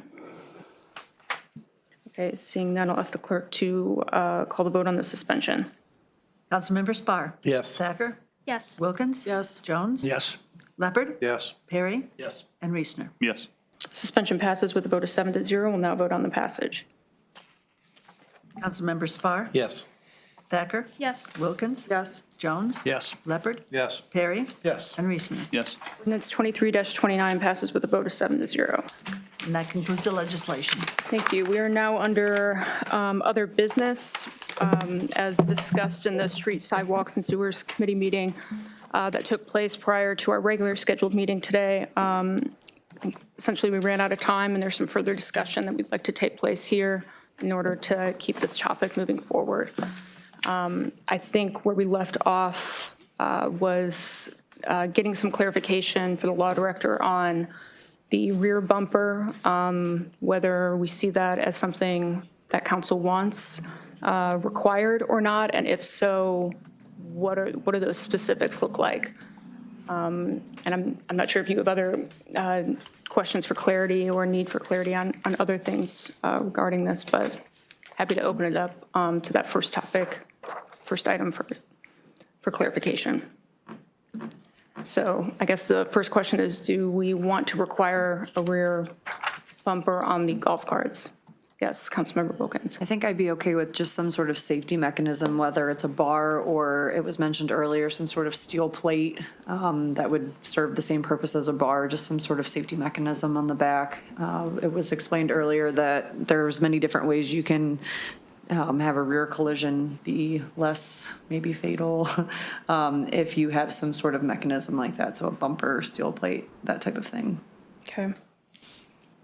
Councilman Perry, you're Yeah, I agree. in I mean, agreement? I don't think it needs to be a one size fits all. I mean, I think there's gonna be many, maybe the steel plate's actually a little bit safer than the bumper, it provides more support. I don't know, but, again, it bounces back from having something in place, especially in a pilot program, but also, people make their own decisions and they can assess their own risks. So, I guess for this topic, some kind of, I don't know how you would spell it legally for your purposes, Brett, but some kind of safety mechanism, like I think the steel plate would do.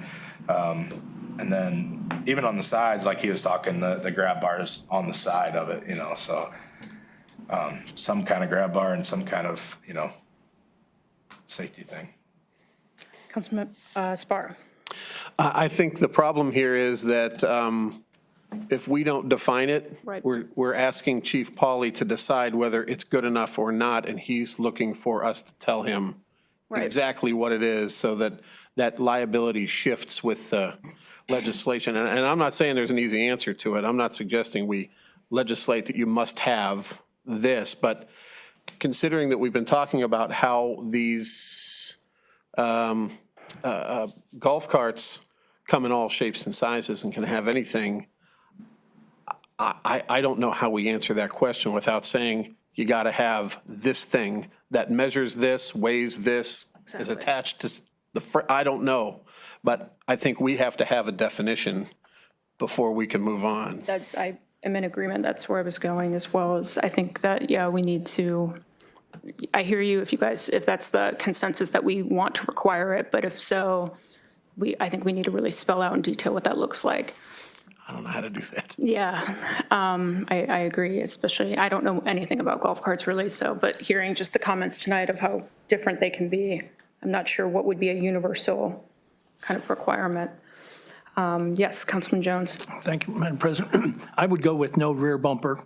And again, I'm concerned about all four sides of the golf cart and not just the rear. But I'm not going to hold up legislation based on that. But based on what Councilmember Spar just said, if we start getting into 20 cubits by 16 cubits, and like Bill Cosby, I don't know what a cubit is, so that's before a lot of y'all's time. But anyways, to get into that exact definition of what a rear bumper is too taxing on the golf cart owners and us. Other thoughts? I mean, Councilman what if Perry. somebody makes their own bumper, they weld it and they put it on there? And, who are we to say, well, no, that doesn't pass or this does? Right. So I guess there has to be some kind of, I yield my time to come. No, it's okay. No, I'm just kidding. There gotta be some kind of time, I don't know how you, I don't know if we can look at what other towns do for that. Sure. It might make this a lot easier than all of us guessing, but. Councilman Jones. I can answer Councilmember Perry's question.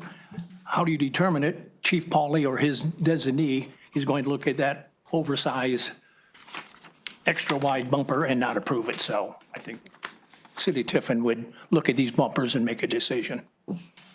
Or the police department would, maybe not the City of Tiffin. Law Director. Yeah, I guess my comment is, you're right that the chief is going to do the inspection, and he's going to either approve it or not, but he needs to have something that the law says that he follows.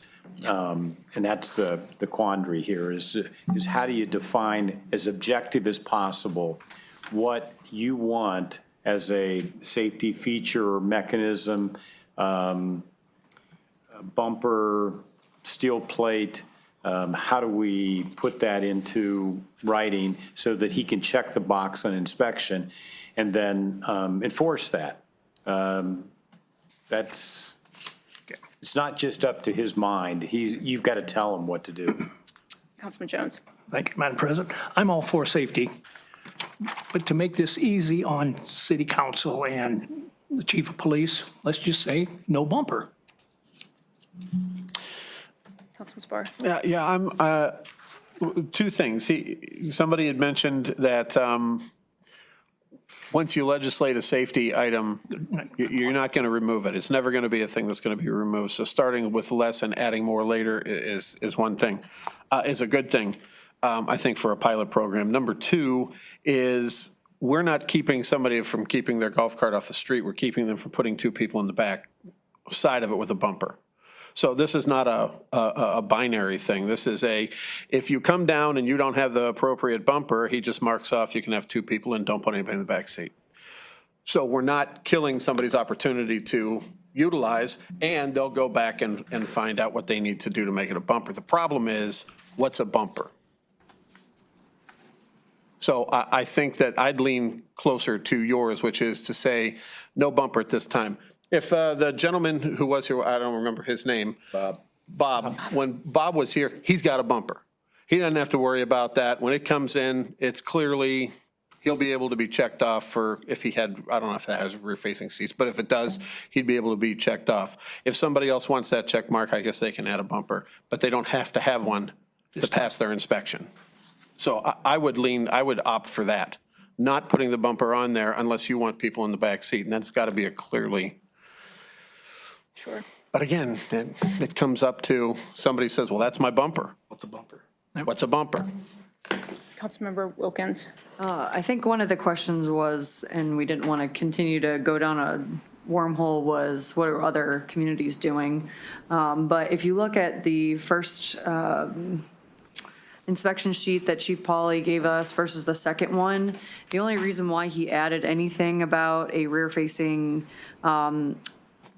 qualification for a grab bar or bumper is because we asked him for it. So in his original research, comparing other inspection sheets from other communities, that wasn't a requirement.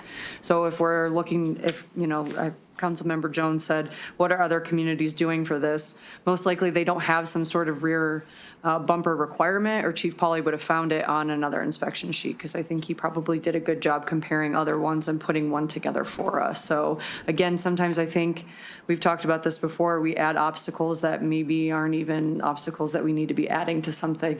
So putting something like the bumper on here, and I know I said earlier a safety mechanism, but after listening to some more conversation, perhaps we're just making more problems than we need to be. Yes, Councilman Jones. Thank you, Madam President. Councilmember Wilkins, not to put you on the spot, but TU just had graduation. I believe they had golf carts going up and down. You've probably ridden on TU's golf carts. Do you recall? Do they have rear-facing? Yes. Allow it? Yeah, we have the bars on the back of the And do they have a golf bumper carts. on of some type? I don't know if it's a bumper or just a grab bar, but I know we have some safety things on our golf carts, but we also rented them for graduation. I think we actually only have 2 golf carts on campus that we utilize. Okay.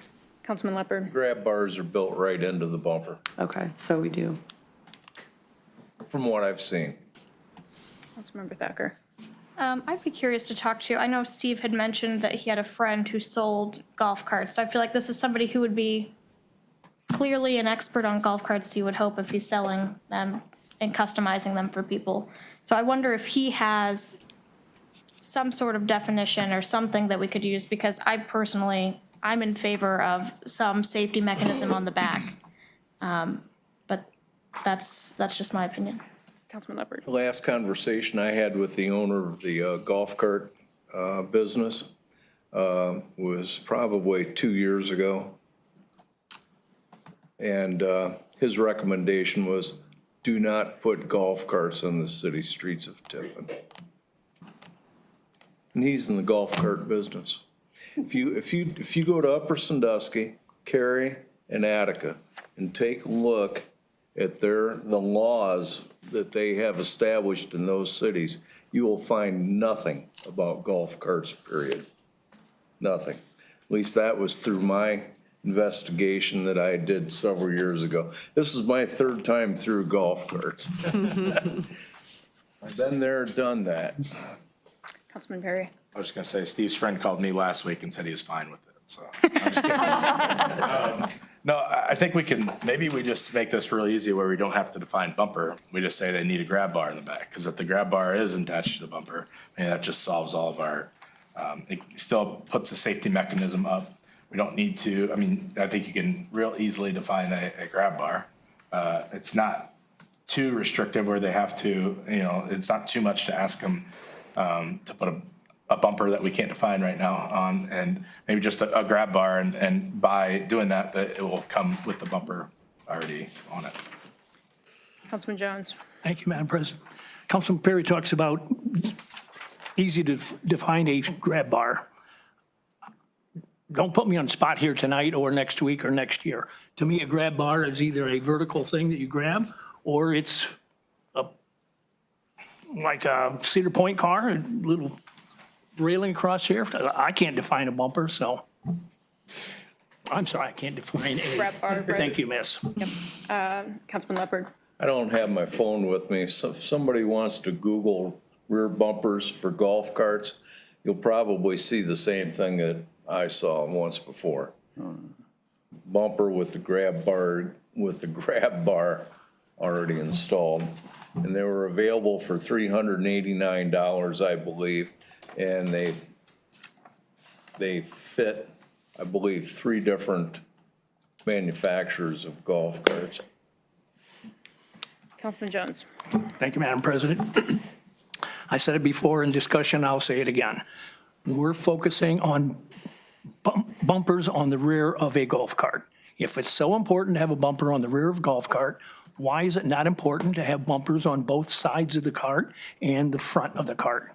Because all I hear is there's going to be an accident, a rear-ending accident, from several of you in the room. I don't know who said it. So I just say no bumper. Councilman Reesner. I just flipped through chapter 343 of Fall Storia's golf cart ordinance, and they didn't get into bumpers on theirs, and bicycles don't have bumpers. Yeah. So I think we probably shouldn't be talking so much about bumpers. I think the one thing to reiterate, I know we've said it a couple times, but it seems like we're kind of at an impasse, and we're going to keep talking. I don't want to hear the word bumper for the rest of my life, probably, but that this is a pilot, right? So, again, we've talked about, we're never going to go back and remove safety things, and I'm not saying that's not important, but it's a reminder of we can always add, and this is typically really, what would we say, like a 6-month really period. I know it's a year, but nobody's really going to use them once October hits or November. So it's something that we can always go back and add. The whole point of a pilot is to evaluate really, how did that go? What should we modify? Should we modify anything? And I think that's going to be a part of the evaluation as we move through this, if it is passed. So not to say that I agree whether the bumper or not, but what I'm seeing in the conversation after also many street, sidewalks, and sewer committee meetings on this same topic, it would be my opinion that you would move forward without, and something that you could evaluate and consider as the pilot progresses again, if passed. But that's just my opinion as the discussion continues. Yes, Councilman Perry. Oh, sorry. I was just going to say for clarification then, if you would say nothing about bumpers or a grab bar, then are you though allowing rear-facing seating in a golf cart? Gotcha. I know you were going to say that. With the seatbelt. Councilman Jones. I say yes to rear seating, rear-faced seating. Councilman Perry. Yeah, again, like I said before, we can always amend any legislation that comes forward. So I think to get this discussion moving, I think it is important that we, get something in writing. That way we can vote yes or no against it. And I would say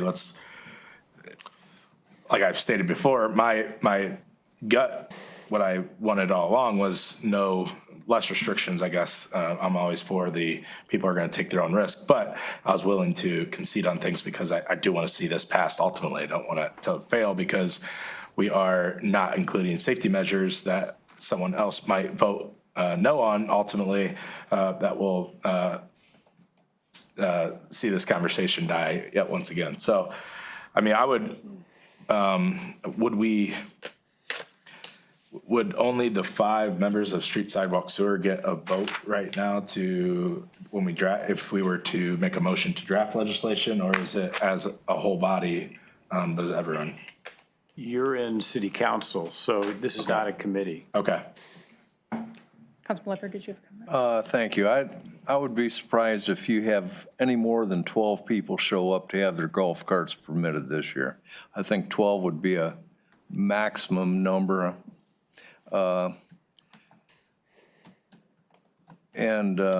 You know, let's get the pilot program rolling, see what happens. Through my years, I've made several big mistakes on city council. One of them is I kind of laughed at the Parks Department when they wanted to put in disc golf. And I leaned over to the person sitting beside me and I says, I wonder how long it's going to take before we tear down the poles and baskets and get rid of the concrete throwing pads. You know, I thought that was stupid. Boy, you know, learned my lesson there. I was also one of the key persons that did not want Dora. We've had it, it's worked. I made a mistake there. And I'm sure I've made many others, but the Parks Department's the one that really, I really screwed up on. And, you know, I've never told anybody about it before. I wasn't 100% sure of that either. Councilman Jones. Thank you, Madam President. Councilman Leopard beat me to the punch here. I was sitting here thinking, looking at my crystal ball, and this pilot program is only going to be 5 months if I count it on my fingers, because Mr. Schreiber said October, no one's going to be driving golf carts. So it's really a 5-month. And I'm thinking 5 or 6 people are going to have golf carts in the city of Tiffin, whether it's 12 or what. So, yeah, I don't think it's going to be a real barn burner for the next 5 months. Mayor. I know I've been quiet, and you know I'm not crazy about this idea. However, when Chief Pauly brought this forward with this item about the bumper and the grab bars, it made me a little more comfortable about it. I like how, if you don't want to add it, then don't put people in the back seat. I just really like that option that they don't have to do that. I keep picturing little babies, little children with their legs dangling out the back end of that cart. So many accidents in this town are rear end accidents. That's why that keeps coming up.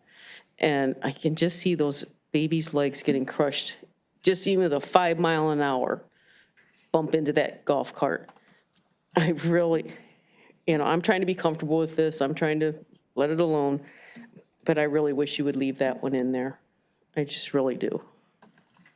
Councilman Jones. Thank you, Madam President. Well, Mayor, we talked earlier that we're not going to allow small children dangling their legs off the back of a thing. That's not part of what we're talking about. So I don't think that really When I say applies. young children, 8, 9-year-olds can, because they have to be in the age where they're not in a seatbelt or a car seat anymore. So they've still got their legs dangling out back there. There's nothing to protect them, even at a 5 mile an hour bump. Okay. And like I said, when that got added, I was starting to feel a little more comfortable tonight with implementing this. And now if we're talking about taking away again, then I'm back to, so just a little nervous about this. Councilman Jones. Thank you, Madam President. Again, I said it before and I'll say it again. I was initially against DORA only because so many other people were against DORA. But now looking currently, it seems to be working okay. And I'm hearing the same thing on golf carts. They're going to get rear-ended. Someone's feet's going to get hit, et cetera, et cetera. I'm not saying wait until it happens. I'm just saying let the fun of golf carts, let the people look out the back. So I'm not sure where the fun of driving on city streets came from with golf carts. I didn't think that was the purpose of our city streets, is to go out and have fun on them. We're supposed to also be safe on them. I'm going to quote Council Member Perry. Several meetings ago, he understood him to say that's the fun of golf carts. And he can correct me if maybe he didn't say that, but I did. And so I think if I was getting on a golf cart and there's a seat. Ken, do you want that one? Yes, put me in, coach. Or put me in, yes. So just to kind of recap where we're at, if we were to proceed with no grab bar, no bumper, I think the question that some of you have commented of you would be in favor of the rear seating still. Is there any other discussion on that as far as the rear seating if there's no bumper and grab bar required? Councilman Perry. My thought is, I am ready to make a motion in a bit without the grab bar and the bumper, with the consideration that we are going to look at other, cities on how they define a bumper, how they legislate their golf carts. But I would say we start without it, and then we can always add it if we feel like we want to, and we have more information next meeting. Because there's been lots of process as we've been discussing, golf carts, whether we want to allow them, utility vehicles, 3 wheels, LED lights, where you want the brake lights. There's a lot to take in. I think we got a lot of that hammered down. I think we're on to this last kind of thing that it'd be smart to leave it out. We can add it in and do some more digging the next couple weeks. Law Director, does it Just, I looked at the about 8 to 10 ordinances that I have during your discussion. None of them define a bumper. So it's unlikely that I'm going to find something. I'll continue to look. Right. But I think, your question that you're trying to raise is if you move forward, if you allow passengers in a rear-facing seating, then in that, do you want a bumper and a grab bar? Or the alternative is if they don't have that, then they just have no rear-face seating, and they can still use their golf cart otherwise. So I think that's kind of the guidance that we need right now. Yeah. And even using a bumper and grab bar, I think that can be described. I'll talk to the police chief if he's comfortable with maybe the way they're manufactured, the way Councilman Leopard's talking, that there is maybe an objective way that he can determine if there is a grab bar type bumper. Sure. I'm good with that. Yep. Any other discussion on this? So would we want to make a motion? And just clarifying, I'm in favor of rear facing, and I'm in favor of leaving off the bumper and grab bar for right now, where we can add it later. Is that kind of? That's how I'm looking at it also. Okay. Okay, so I'd make a motion that we eliminate the 3 wheels. I think we kind of all agreed on that, where the golf cart has to have 4. We also want the rear facing allowed, no grab bar or bumper at this time. And everything else as the ordinance was written or prepared by Brent. Thank you. So there is a motion to eliminate the 3 wheels allowment, require 4 wheel golf carts only.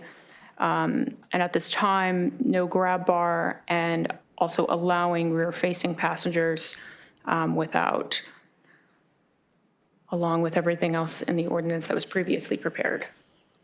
Is there a second for that motion? It's Councilman Jones. I'll second that motion, Madam President. Thank you. So there's a motion and a second. Is there any further discussion on this? Just Yes. one more thing. Just because we are saying this is a pilot program, I believe we as council have, we have the power to repeal this legislation if it were to go bad quicker than the pilot program ends, right? Yeah, you could take action at any time. At any time. Yeah, and if I could also ask for clarification, do you want an emergency? The reason I ask that is that whenever you pass the legislation, if you do 3 readings, regular meetings, that would put you to the end of June. 30 days would be towards the end of July. Does that give people adequate time to use them during the season for you to evaluate Right. whether you want to continue or not? Thank you. Just a question that you need to give me direction. Yeah, definitely, I would say definitely an emergency, definitely read 3 times, so. Thank you. So amending the motion to include an emergency, is there a second? Councilman Spar. I'll second that motion, that amendment. There's a motion and a second. Is there any other discussion? Councilman Jones. I'm not clear on what Councilmember Perry just said. Emergency in 3 readings? No. It would be an emergency in order to, And skip the 3 reading rule. that's my understanding Is that of what No, you. I was saying we read it 3 No, times. no, That's why I'm he wants it confused. read 3 times, which allows public eliminates. comment Yeah. and discussion at 3 separate regular meetings. But then once you would pass it, you could vote on effectiveness immediately upon signing by the mayor and versus waiting 30 days. Right. That's what. Yeah. Okay. I don't want to suspend it. I think, I like giving the public, I don't think we should, they should hear about it and it being voted on, something like this. There's time-sensitive things where I get that we invoke that rule. But Okay, thank you. Councilman Jones. Thank you, Madam President. So 3 readings is going to be 6 more weeks. We're talking all of May, half of June. Now this is July, August, September, a 3-month trial period. All right, I'm not going to hold it up on, okay? Any other time, you don't want 3 readings. who are you and what have you done with that?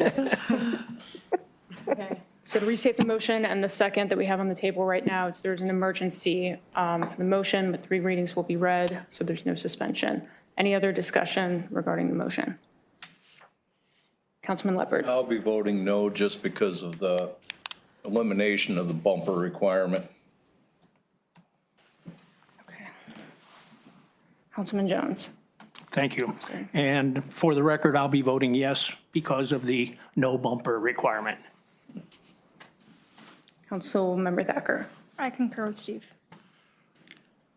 Okay. I need 5, right, for an emergency? Well, and the president can determine how this motion, but this motion is to prepare legislation containing these items, then to be introduced for readings and further discussion and public input.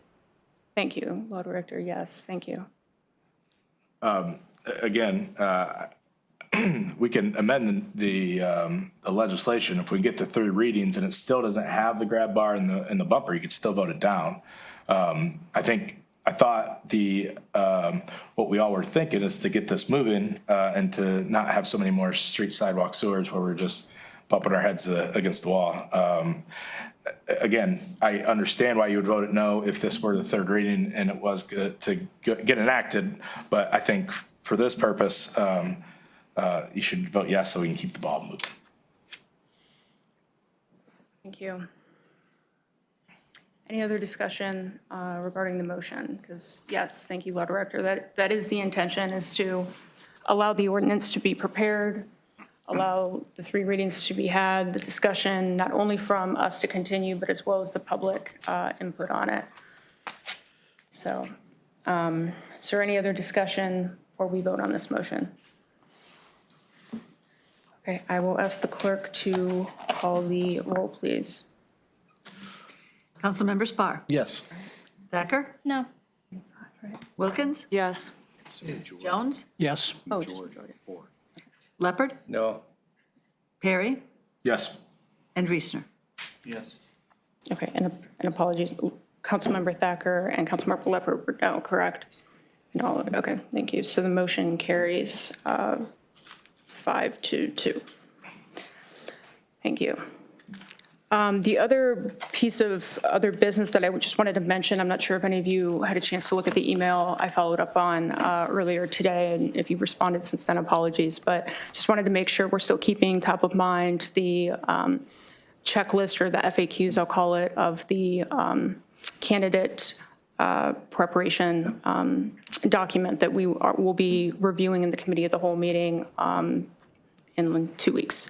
So I believe City Administrator, you had made some minor changes. I just added a very slight minor change as well, but haven't seen really any other feedback, so just wanted to make sure everybody was still reviewing and considering. Yes, Law Director. Yeah, I will send you some further changes that are probably a little more than what others have done, because there's language in here now that talks about a partisan primary and political parties that where it should not be, because you have an open, your charter calls for an open primary. The only reference to party affiliation is the election that individuals may choose to have a party affiliation, but that doesn't have anything to do with whether that person is in their same party that is a circulator or is a signer. All that should be removed. So I've gone through and I've made some strike-throughs on this, and I will send that to everyone prior to the next meeting so you can see what I've done that I think is consistent with the charter.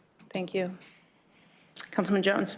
Thank you, Madam President. I did get your email. I didn't respond to it because it looks good. I want to credit Council Member Wilkins.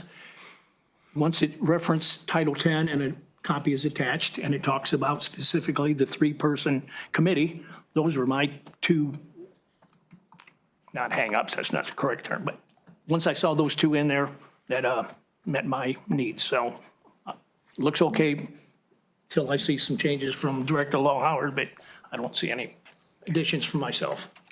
Okay, thank you. So yeah, we'll be reviewing, that document at the next committee of the whole meeting based upon the changes and feedback provided thus far, and hopefully we can come to an agreement of how we feel that should look going forward.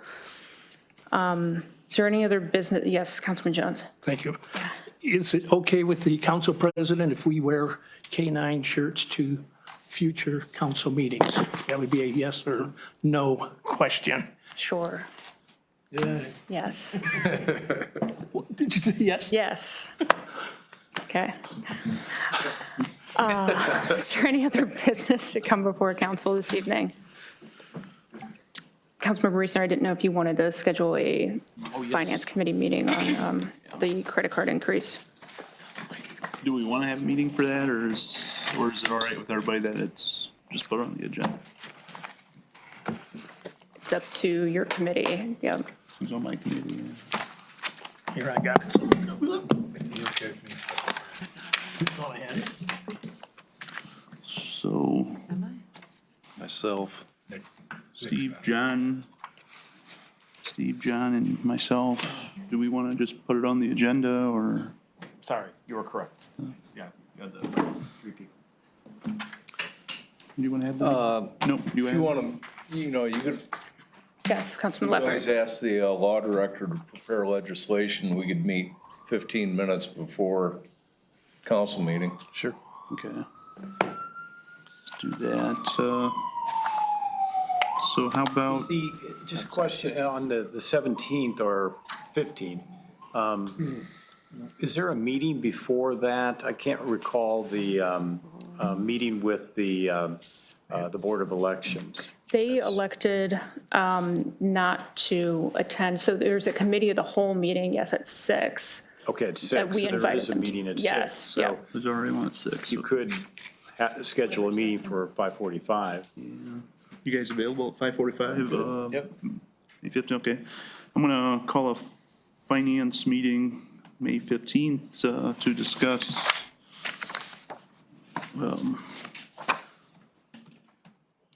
F23-8 and any other business that comes before the meeting, or before the committee. That's at 5:45? 5:45. 45, May 15th. Thank you. Any other, oh, yes, yes, Ann. That is actually mayor's request for legislation number 2327. Okay, 2327. Okay. Thank you. Councilmember Wilkins. For clarification, since I brought forth the FAQs, do you need me to supply anything? Is it going to be printed by the clerk? Yeah, I How can- do you want to proceed with that? No, I think once I have everyone's feedback, comments, red lines, whatever it may be, I'll put them into the document and I'll redistribute it back out via email. happy to print that as well then for the committee of the whole meeting, just so everybody has a hard copy. Okay, thank you. Thank you, though, for offering. Anything else to come before council this evening? Okay, all right, thank you all. We can adjourn. I need to remember that Thursday is not DDC Samantha, I think we just fundamentally It's, disagree. they moved it